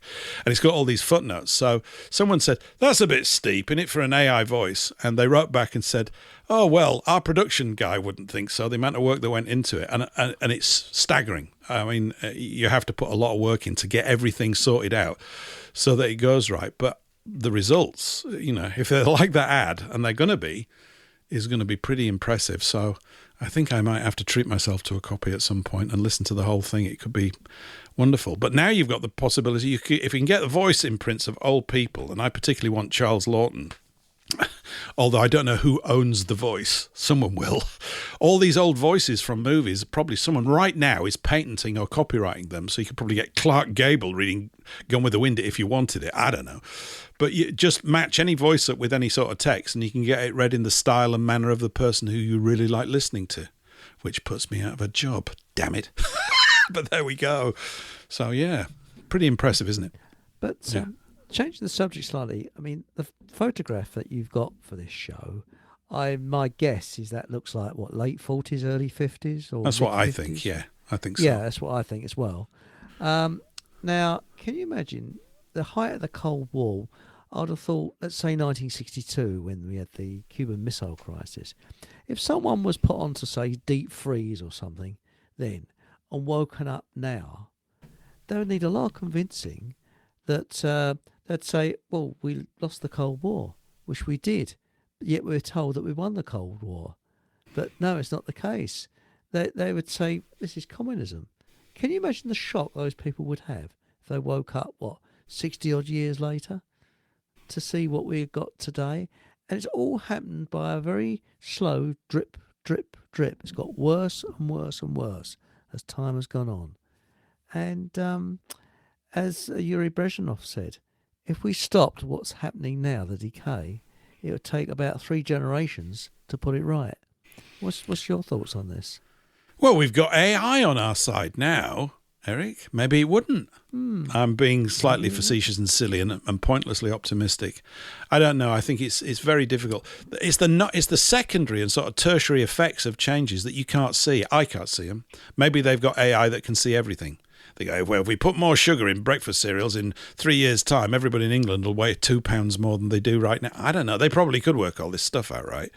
So they've got so many bags of tricks up their sleeves to deal with the sort of the materialistic world, which is really part of the problem, isn't it? The whole obsession is with materialism, to come up with another ism. I've got to have more stuff. I haven't got enough stuff. I can't pay for this stuff. Where's my stuff?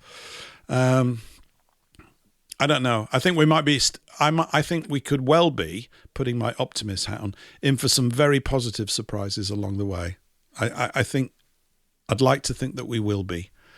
I mean, my thing with the economic stuff is there is no shortage of anything. There hasn't been for hundreds of years. All the shortages are created intentionally to create causative reasons for wars and the further expansion of financial control. It's all ludicrously mad. There's enough food, enough clothes, enough transport for everyone. And you don't bring people to Europe so that they can have that. What you do is you say, oh, you haven't got any out there?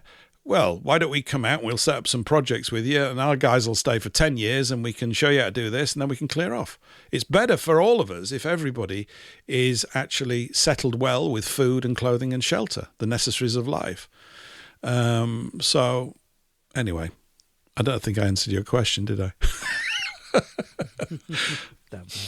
I know. Listen, we're coming towards the end. How long have we got to talk? We've got about 3 minutes or so. Yeah, 3 minutes left of talking time. Then I'm going to play out with a Daniel Bostock song because I just am. So that's what we're going to do this week. We will, of course, be back again next week. But gentlemen, I'm glad to be back. I've really enjoyed it today. I know it's been quite sort of serious in parts, but I don't mind. And we'll get back to doing more laughing next week, Eric. I want to do some laughing. It's just going to take me a little while to get back to it fully. But I like what we've discussed today. I liked carrying on your conversation from Sunday regarding capital punishment. I think it's a topic worth coming back to repeatedly. And I also think talking about religion is very important because it sparks everybody off and it throws up a lot of good questions. And I'm not necessarily looking for answers, but I think good questions is a really good field for conversation. And we might bump into certain things. So there are these complexities. But anyway, gents, any final words? Well, I like the gentlemanly conversation and the ladies' conversation as well. And, I'm finding this on your show and my show. People have got very good microphone discipline, and we all say our piece, and that's great, and that's how radio should be. So let's keep the good work going, shall we? Because it's fantastic. I love every minute of it, and I think we've got fantastic people in the chat room, and also on the panel as well. So thanks, Paul. Much appreciated. No problems, Patrick. Any last closing words of wisdom or foolishness? Yeah. Well, in the next hour, I have an interview scheduled with E. Michael Jones, so I'll be playing that live on RadioWindmiller.com if anybody wants to tune into that in an hour. Other than that, not too much to say other than thank you. It was a very good show again, and I'm glad you're back and doing this, and I thank God for everybody that you all came here and listened and talked. Yeah, cool. Brilliant. Paul, you still there? We're still going out on GVN, are we? Yes, we are. I'm kind of the mind that we can pay a little bit less attention to drilling into the capital punishment issue and more so into just the reconstruction of the justice and penal system in general, because it's gone horribly, horribly wrong. There is no justice in the justice system. The only way to get justice out of it is to stay out of the justice system. And none of the victims' families ever get justice. They certainly never get compensation. All they get is the empty realization that justice was done because the state made a bunch of money and somebody got locked up or somebody got put to death. But it didn't positively impact the family in any way. So if a father was taken from his wife and children, the wife and children still have to struggle, even more so, without him there. And there's nobody there to help him. Let's change that. Let's change it. And we can still come up with lists of people that do deserve capital punishment. Guys, everyone, thanks very much. Everyone on Rumble, brilliant. And on YouTube, it's all gone brilliantly well technically this week. We're going to play out with this song, and we'll be back again same time next week. Have a cracking weekend and week. I look forward to being back next week, and it's good to be back in the saddle. Onwards. Have a cracking week. See you next Thursday. Bye for now. John's been sniffing glue. He gets frustrated that there aren't enough immigrants. They love a bit of it. Alright, who's that gut lord marching? You should cut down on your pork life, mate. Get some exercise. All the people, all the white people, and they all get slandered and branded as being on the far right.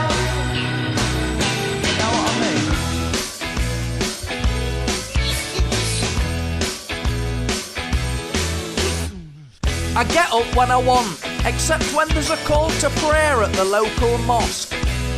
Alright, I put my trousers on, I go on Facebook and I complain about the noise. Alright, I feed the trolls, I sometimes feed the feminists too. It gives me a sense of enormous well-being. Alright, and then I'm happy for the rest of the day, safe in the knowledge that a social justice warrior has been triggered. All the people, all the white people, and they all get slandered and branded as being on the far right.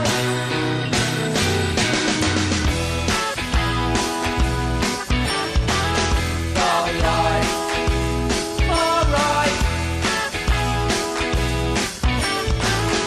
far right. Got nothing to do with supporting free speech, you know. Or mocking fallacious feminist arguments that go round and round and round. All the people